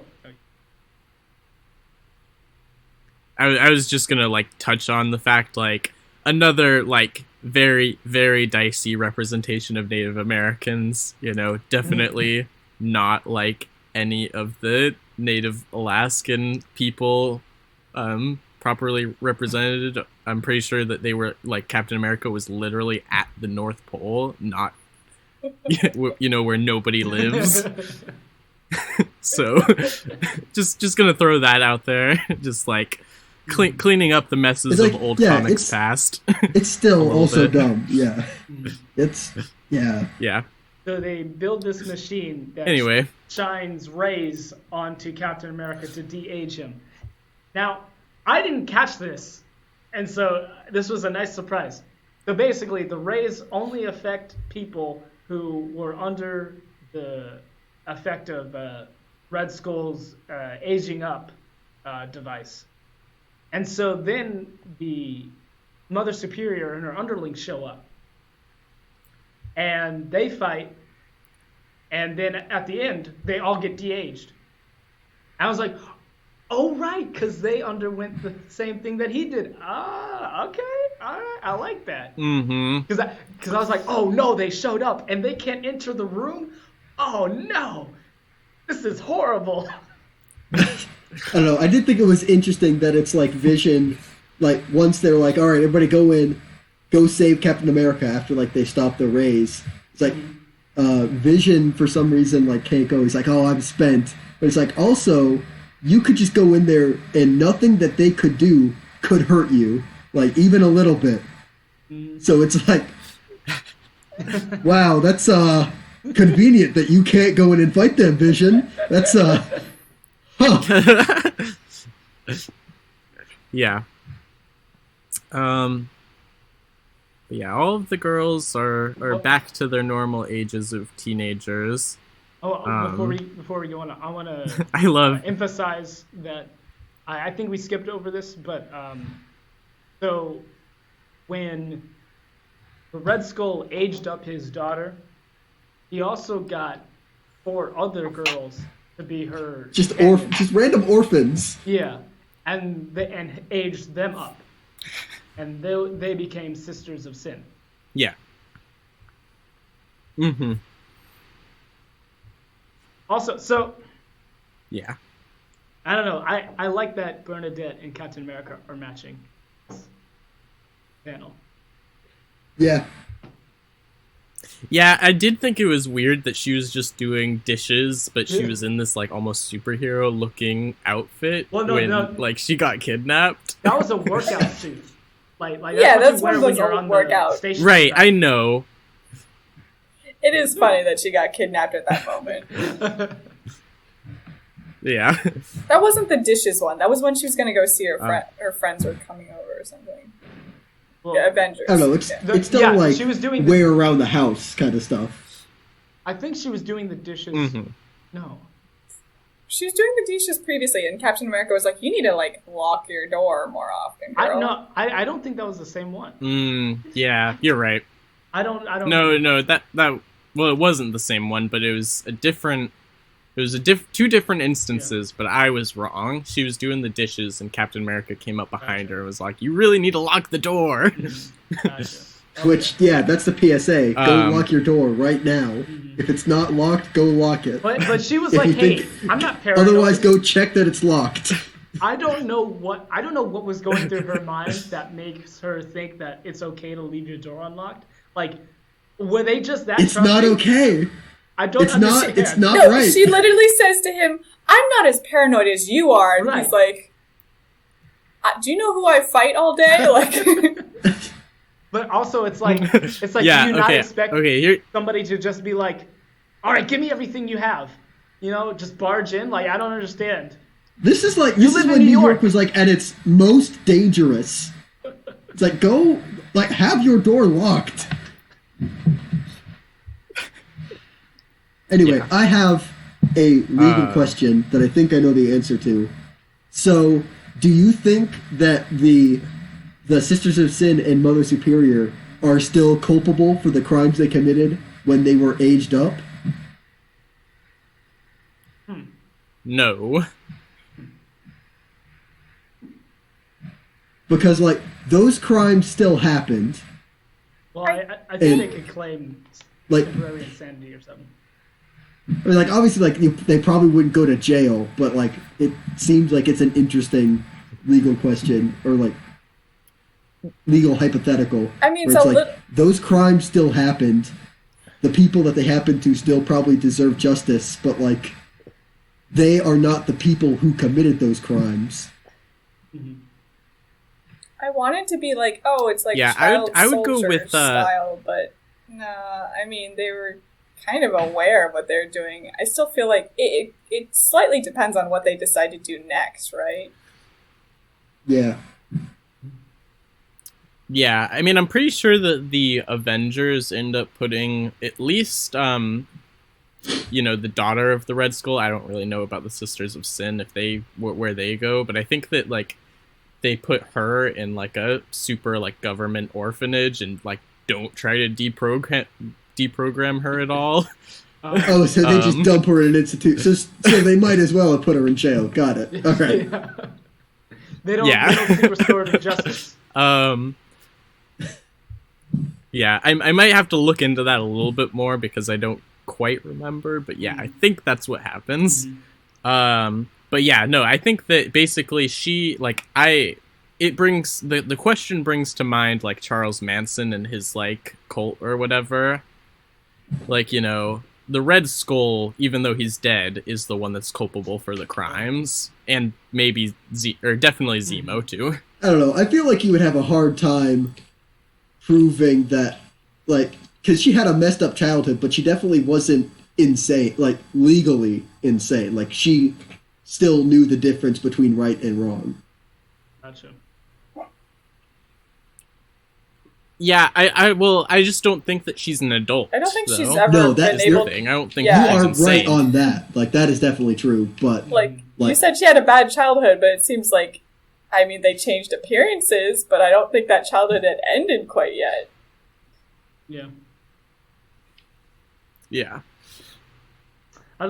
Yeah, I mean, like it's the same like legal hypothetical Anyway. as like if somebody has like a conjoined twin, and like one of the twins commits like a death penalty crime, do you still send them to the chair? Like obviously the answer is no, but like legally, like if you have a legal discussion about it, it is a interesting argument to have.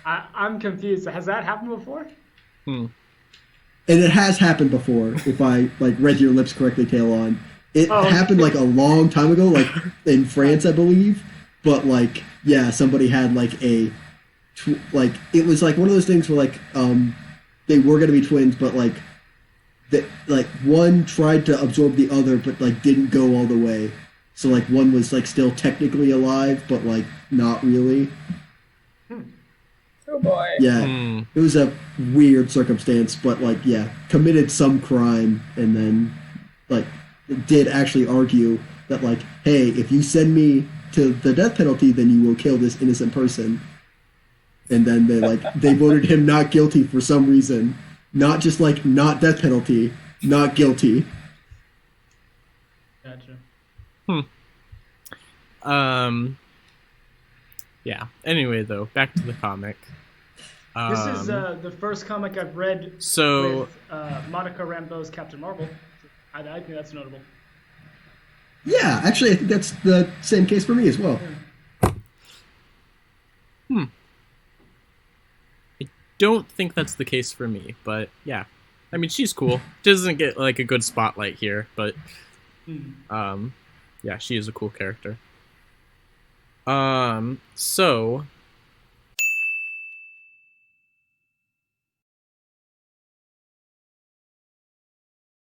I still wanted to talk a little bit about J.M. Dematteis' plan going forward for Captain America that did not get to be executed. Basically, It's 300 ambitious. issue 300 was supposed to be a dub. Huh? It's an ambitious What are you gonna plan. I'll say that for sure. Yeah. Yeah. So 300 was supposed to be a double-sized issue, and basically it would have had Captain America decide to retire, and then become a peace activist, and then the Avengers would be against him, everybody else would be against him, and his only friends, other than, his civilian identity friends, I guess, would be the Submariner and Doctor Doom. Which, and I then mean, oh, no, you go ahead, Talon. What do you think about that? I don't understand why Doctor Doom would be there. I don't get why Doctor Doom would be like, yeah, sure, I'll join you in your quest for peace. Yeah, sure. His whole thing is that Well, he because, always wants basically, what's best for Latveria, and so it's like, yeah, world peace sounds pretty good, I guess. Really? Or at least that's what my thinking would be. Yeah. Why he's in there. Yeah. I mean, yeah, that's basically because he doesn't just want what's best for Latveria. He wants, when he's aiming for world domination or even universal domination occasionally, it's because he truly believes that he is going to be capable of, justly ruling the world or universe in a way that, no bad will happen. He is, dead set on that idea. He's like, yeah, I can do this, and it'll be good. Everybody will be happy. So yeah, that's kind of Doctor Doom's deal, and so it totally makes sense to me. Okay. Yeah. And then I don't really know about what's going on in Namor's, what he's doing at that point in comics, what his deal is. But probably would have made sense, I mean, I would have just thought, yeah, he's an old pal of mine. Sure. Yeah. Hasn't it his own Atlantean kingdom, Mm-hmm. Has to, it's probably hard to deal with, the negotiations between all the different countries there are. Mm-hmm. I don't know. But yeah, so then basically Nomad would be all like, this is crazy, you can't do this, and then he would end up assassinating Captain America, and then Black Crow would become the new Captain America. I mean, it was Black Crow or Jack Monroe, I believe. No, right? No, or Falcon. Or no, it was or Falcon. Excuse me. Yeah. Because Jack Monroe is definitely going to be his assassinator. Yeah. Oh yeah, that's right. He kind of mentioned that. Yeah, I'm kind of glad. I'm gonna say opinions of the overall plan. Kind of glad it didn't happen because it seems like it is in the vein of The Dark Knight Returns 2, where it has a very obvious political message that is specifically from the author, and the author is so convinced of his own correctness that he won't even begin to entertain to legitimately entertain a different opinion. I mean, I like the intention there, and I can relate to that.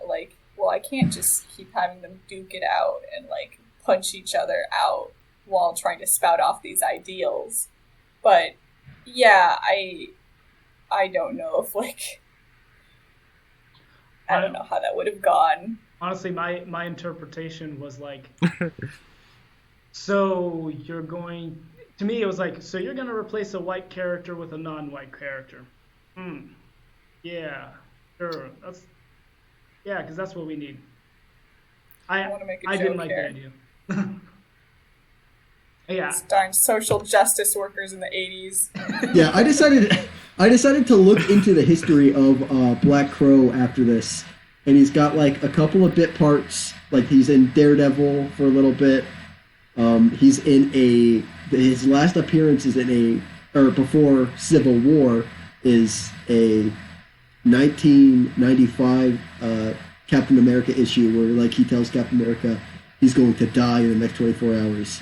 and then nothing for like 14 years until Civil War, where he's in prison 42, and then is like seen in the fight after they escaped from prison 42, and then is seen as a potential recruit for the that like after Civil War program, the initiative, and then never again. Yeah. So yeah, that's pretty good, I guess. Good job.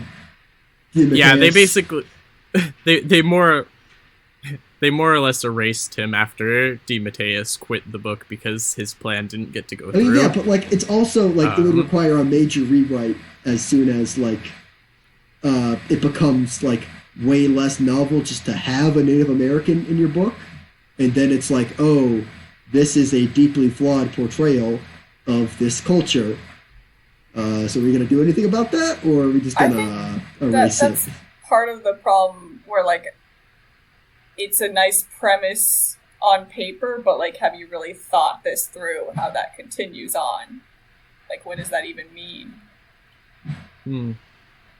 Like why does he have to be replacing Captain America I guess, as far as being his own character?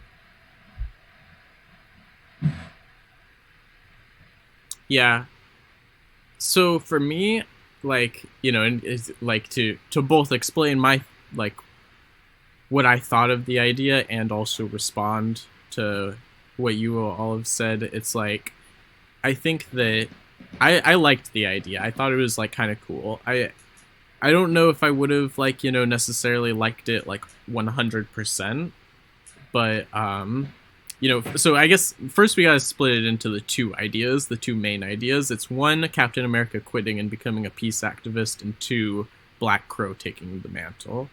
I like the first one. one. Or Sam Wilson, but honestly, I assume that it would have been Black Crow more. So yeah, I liked Captain America becoming a peace activist. You know, it's all like kind of following in the footsteps of Dave Cox, you know, as a pacifist. But then like, you know, also like, it's just like a totally new element for Captain America to be like, or Steve Rogers, I guess you would say, to be like, okay, you know, how do we completely change the system all the way, you know, that we've been running, because it hasn't been working. And I just, you know, I like the novelty of that, you know. Yeah. I think that's, and then like that's the whole thing of like he's fighting the symptoms of a broken system. Yeah, as compared to actually like fixing the system. Right. Yeah. And I like the intrigue of everybody being like so resistant to that because they've become so accustomed to it. Like, you know, it's like you're trying to take away my identity, you know, as a superhero even, because like if there's nobody to fight, then what am I gonna do? You know, it is kind of like the idea that like it would work better in reality, but like for the Marvel universe, like you're not gonna defeat Hydra by like organizing a protest. You know what I mean? Yeah. Like it doesn't really work for Marvel.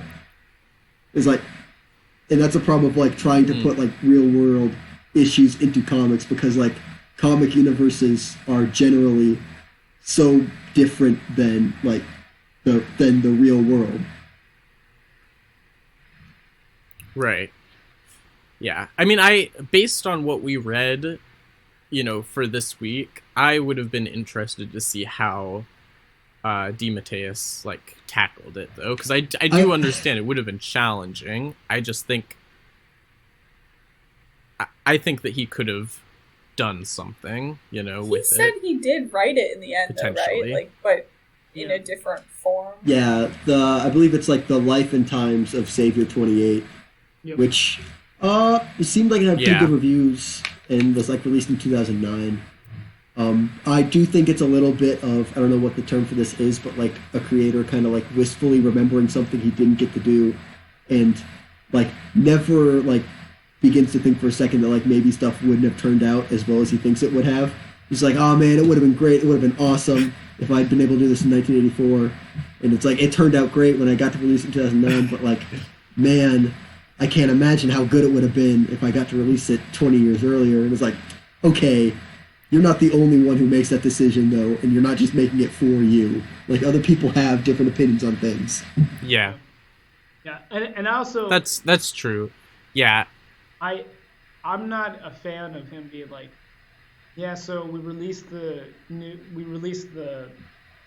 what Life and Times of Savior 28 under the era of Bush and Obama. I was like, I mean, that's I don't just know if like I would be. referring to it as a historical context. I don't know, like, what is your problem No, I specifically mean, with that? it would be political. That's my thing.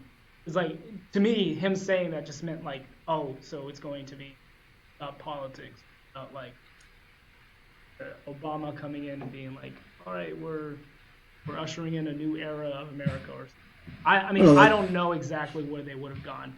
I mean, I would have been okay with him to be like, yeah, it was set in the time of 2008.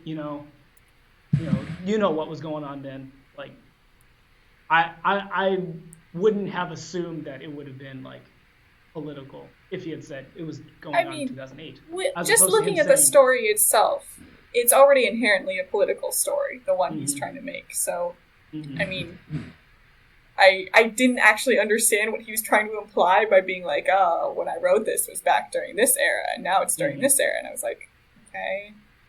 gotcha. And I guess I just missed the yeah, political implications. yeah. I think that like for me, kind of looking at those differences, it was like, you know, ironically, there's a little bit of an illusion of change in real life where like and I think that maybe older people are more susceptible to that illusion where like we might be all like nothing's really changed between like this era and that era, but he was all like, oh, the story is like a little bit different because like being in this administration for the United States government versus this administration, like it's way different. And it's like I think that yeah, but sorry. Basically, what I'm trying to say though is that I think that it's mostly the same, and it is inherently political. But Mm-hmm. I don't think that there would be any different issues, between what Captain America faces like then and now, kind of. But yeah. I'm trying to remember what else I wanted to say about it too, though.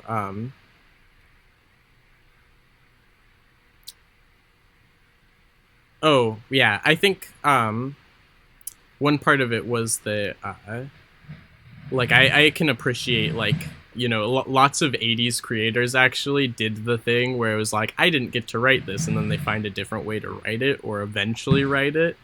Like Chris Claremont is really, really guilty of that with the X-Men.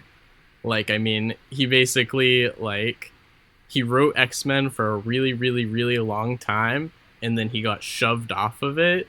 And then he was like, okay, I'll take any chance I get to write the X-Men. And right now, this is actually news, basically. They're doing a prequel to Days of Future Past that he's writing. And it's like, wow, you gotta let go. You gotta let go and say that the X-Men change. Oh, man. But yeah, and then like I think Tom DeFalco wrote like basically his version of the Clone Saga if there was no like inter-company meddling and stuff, and yeah, it just happens a little bit too much, honestly. But yeah. Yeah, I mean, like, honestly, like, the macro of that is, like, hey, Zack Snyder Justice League, and now also David Ayer Suicide Squad, and then after that, everything bad just gets done again. You just do it again. You do it again and make it better. Mm-hmm. Yeah. Or at least attempt. Yeah, that is kind of the... Yeah, we'll try at least. We'll do what we think people might like. Yeah, good times. So there's and as far as Oh, okay. I was just gonna say, as far as like making Black Crow Captain America, I respect the point of like, well, why can't he just be his own thing? But then I'm also like, okay, but like, why does Captain America need to be like, a colonist white man? And when like that's not really what America is necessarily, I was literally just especially thinking if he's gonna that say that he's not, when you were talking. I and was like like, So here's what I'll say about that. I think that to make him become Captain America would be like saying Captain America is the only legitimate superhero because he's white. And so we're going to put this non-white character in there to legitimize him. As opposed to saying, no, I'm going to put my effort into making this an actually good character. So to me, that's why I don't appreciate doing that. It is It's the like, two things. It is that where it's like, oh, well, why can't Captain America? He's an ideal. Like we have all these different people donning all these different, oh, I'm being this because my father was this, and then like, well, why can't he be someone else? Like a Native American who's like, would probably be even closer to like the core of like a lot of the things America has gone through. But then also that whole thing of like, well, are we just going to shove them into these main roles and then just like not look after our side characters? Mm-hmm. Yeah, I don't have a problem with. I get that criticism. Sorry, go ahead. Go Cody. ahead, Jake. Sorry. Oh well, okay, then I'll go. No. I don't have a problem with Captain America like as a mantle and like being passed on, especially like if you like. I really enjoy the meta narrative of. It's kind of weird that like the person we sent over to fight the Nazis is like this like is like basically the Aryan ideal is that like is saying like the only person who can beat a Nazi is a Nazi. And it's like no, it is the person who like who embodies like the Nazis' ideal still looks at them and says no, this is wrong. Rejects it. So it's like that version like of Captain America being a fighting Nazis like that works really well. And like if like you take that as like the meta narrative, then like the mantle of Captain America probably should change with like who is like the big bad at the time. But that's just like I don't think anybody's come out and like officially supported that. Where it's like, yeah, we purposefully designed Captain America to be the Aryan and an ideal, and then is still fighting against the Nazis. But I mean, wasn't he designed by like two Jewish men? So like. I know Jack Kirby was Jewish. I don't believe Stan Lee was, though. I'm not thinking of Stan Lee. I'm thinking of somebody else. Stanley didn't. It was Joe Simon and Jack Kirby. Joe Simon. Yeah. So, I mean, maybe that gives credence to that idea. But I do think, like, you made a point there that I was thinking about because as far as going back to the Red Skull, like, the interactions around the time when they're fighting in this book where the Red Skull directly points out, you're perfect, you're wonderful, you're everything we wanted, but why do you surround yourself with these other people? Mm-hmm. Like, you're so great, but you stoop to such lows, and like, names off a bunch of like different, there's a woman near you, like, that was one of them. Well, he also mentioned the blacks. Yes. Oh, yes. He mentioned like everybody. He drops a lot in there. I called fop a slur earlier. It's not a slur, but it is. I mean, he's literally using it as a derogatory term because it literally just means you like dress well. So implication. Oh yeah, it's like a dandy. Yeah. Yes, literally. But I mean, so that gives credence. Would we be able to get those same moments of like? Because, like, I think you're taught often in writing to, like, make your villains and your heroes similar in some ways that they can see eye to eye, but then, your hero rejects that fatal flaw kind of thing. So, I mean, I don't know. I don't know if race could be considered, like, them seeing eye to eye.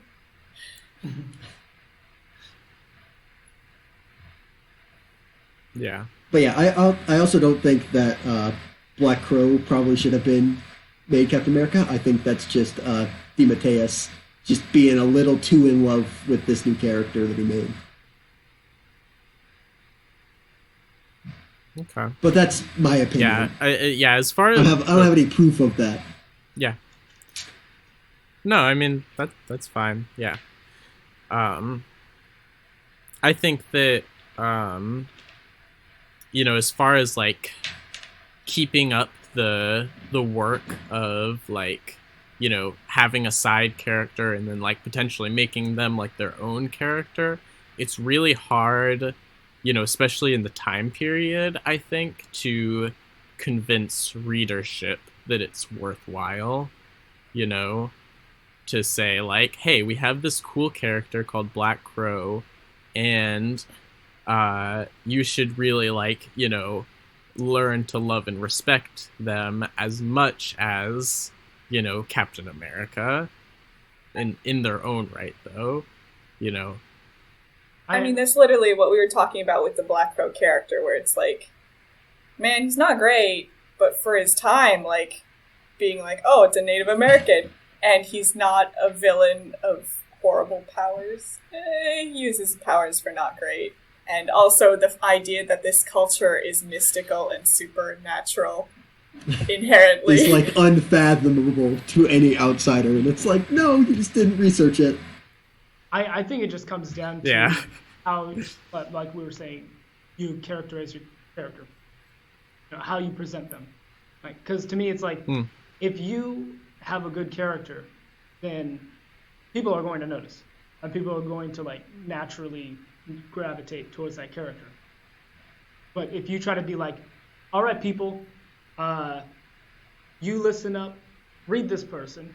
Or if you're like, well, we're not really getting the readership that we're looking for, so we're just going to shoehorn this person into a more popular book and then just leave them there. It's like, that seems weak to me. I mean, I feel like, well, this is going to go totally off topic, but I think that's believing in the free market. I mean, yeah, it's like most of it requires time. Like, honestly, because like a good example is Ahsoka Tano from the Clone Wars. And like when the movie first came out, people hated Ahsoka Tano. Thought she was a waste of time, a bad addition to canon. Like when the movie came out, like that movie where they gotta find like Boba Fett's kid or whatever. The animated? Like they hated her. Yeah, the animated movie for that preceded the animated series. Gotcha. Okay. And then like as the series went on, like for the first couple seasons, she's like, oh, just weird, bad comic relief. And then like, but as time went on, like people grew fond of her, and she like became an actual character. And now she's like been in Rebels and is now in the Mandalorian, or slated to be in the Mandalorian. And it's like, yeah, Ahsoka Tano. And it's like 8 years ago, you would have never ever heard anybody have a good thing to say about Ahsoka Tano. It's just like, I guess it just requires time, and like just keep putting them in things, and eventually somebody will like them. Mm-hmm. Yeah. I think, I guess to wrap up this conversation, I think really what it comes down for me personally is that I just wish that Dematteis' vision was able to be fully executed. Like, I understand that, like, Jim Shooter as the editor-in-chief, like, that it was his job to be the custodian of the Marvel Universe or whatever, and, like, his say was final say, and that's, like, the way that the industry is/was. But it is kind of annoying. I just would have liked to see how his story would have gone, and instead of having to theorize about it, having to be like, well, would it be good? Would it have? Yeah. I just wish. Yeah, even if it wouldn't be good, like, it would have been really interesting to see that kind of risk taken, and whether it would have been as good as he thought it would be.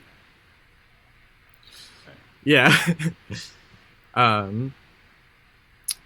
So I also wanted to ask about, as far as like a villain spotlight, I could tell Jake did not like the origin of Red Skull, but the origin doesn't have to be, just because it's a villain spotlight, it's just like how evil, how villainous, but yeah. I mean, yeah, as far like as a pick for he's the villain bad, spotlight. but also like I knew he was bad already because he was a Nazi. Right. Yeah. Yeah. I think like I really liked just like how much it was about like good versus evil, but in an interesting way, and like what is good, like, you know, and what is evil. Yeah. I don't The know. Nazis, they're the But I evil felt ones. like I liked the build up to it. thanks, Jake. I want to say like this is kind of I like Bernie. Like to me, she I think is very brave. Like she was like, look, I get that you're in danger and all that, but like I love you way too much to be like you can do what you can just leave. Fine, we'll not get married. You know, she was like, no, I love you too much. We're getting married. And then I really Yeah. appreciated that. Yeah, I appreciated it too. I liked her a lot. Yeah. So, the artwork. It seems pretty generic for the time. Like I didn't really have any standout moments, at least for me. Like I did like that the splash page. I think at close to the end. Like as much as I don't like the issue, like the backstory issue for Red Skull, like it's got old Captain America on one side, and then a lot of empty space, and then Red Skull on the other. It was kind of nice, but it wasn't like for most of the book. Like it wasn't really anything to write home about. Hmm. I mean, other than sometimes the characters' eyes got way too far apart. I really liked the coloring as far as like the dark lines like that. Like the coloring of this reminded me of how much I didn't like the coloring on Swamp Thing, which is always a great thing to look back on fondly. It's like, oh, this is how it should be done. So I think it was consistently nice. Gotcha. Yeah, Cool. I was like, Yeah, I art. basically Didn't hate it. didn't hate it. Yeah, I found it pretty consistent, except for the faces, like you said, Shawenta. I was like, wow, that's like looking kind of weird sometimes, you know? But other than that, you know, I felt like, you know, what it stood out most to me was the kind of, not splash pages, but like the, you know, single page spreads kind of, where like, you know, there's the one where it's like the first page and Cap is crying at the bedside of Dave Cox while he's in the coma. I'm like, you know, it's just like really like well detailed and well rendered. I really liked that picture. Dang it.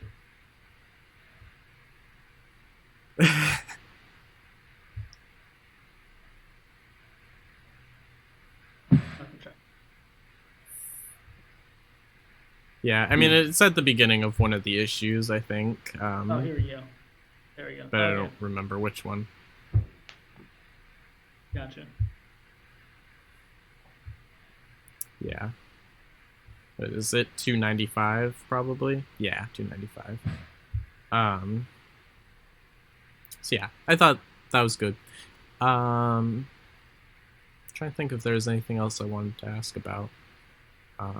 Yeah, I guess any other general thoughts about the book? Okay, not about the book, but I appreciate that J.M Dematteis was involved with Scooby-Doo Apocalypse. Like, that was like our first book that we read for Halloween. Like in our first Halloween episode, we read that. I was like, I appreciate that. That's, yeah, interesting connection I didn't think about. Yeah, I guess overall, like, dislike. Oh no, I really liked it. Yeah. I don't really have strong feelings about it, but if I had to choose one, I would say dislike. All right. Ooh, all right. Okay. Yeah, I liked it. I thought it was really entertaining throughout. You know, I felt like it was, even though there was like, like we kind of said at the beginning of the episode, the like this is what happened last time, and like all of the long, like laborious, like talking about what things are. I was able to get through that because I was like interested and excited, where in some other comics I might be like, oh my gosh, this is like not going down. It's so hard to get through. Um, I mean, if we yeah, look I at when will I was say I reading almost it, chose a different. I was gonna say when I was reading it, I Yeah. just did not. Yeah, if you asked me when I was reading it whether I liked it, I would have said dislike because it was really hard for me to get through. But once you got through it, looking back on it, I do like how the story is kind of building up to this stuff. I almost chose another of Dematteis' works, Craven's Last Hunt. Arguably more famous than this, or probably not even arguably. It's more famous than this. I would say, yeah, definitely more famous. I mean, well, we can argue about it, I guess. But no,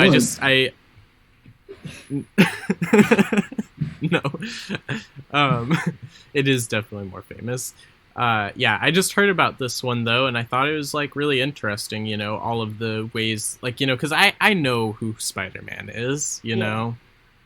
I have a pretty good grasp on Spider-Man, I'm gonna say.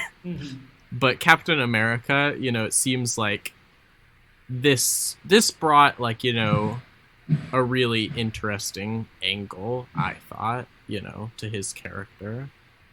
Yeah. Yeah, and I honestly had not read a Captain America story beside the one that we got at the comic shop and the Winter Soldier one that we read this summer, I think. So yeah, it was definitely a new kind of story, refreshing. All right, this has been the Comic Panel. Thanks for listening. I'm Cody. I'm Taylon. I'm Jacob. And I'm Shawenta. And we'll see you next time. Thanks for listening.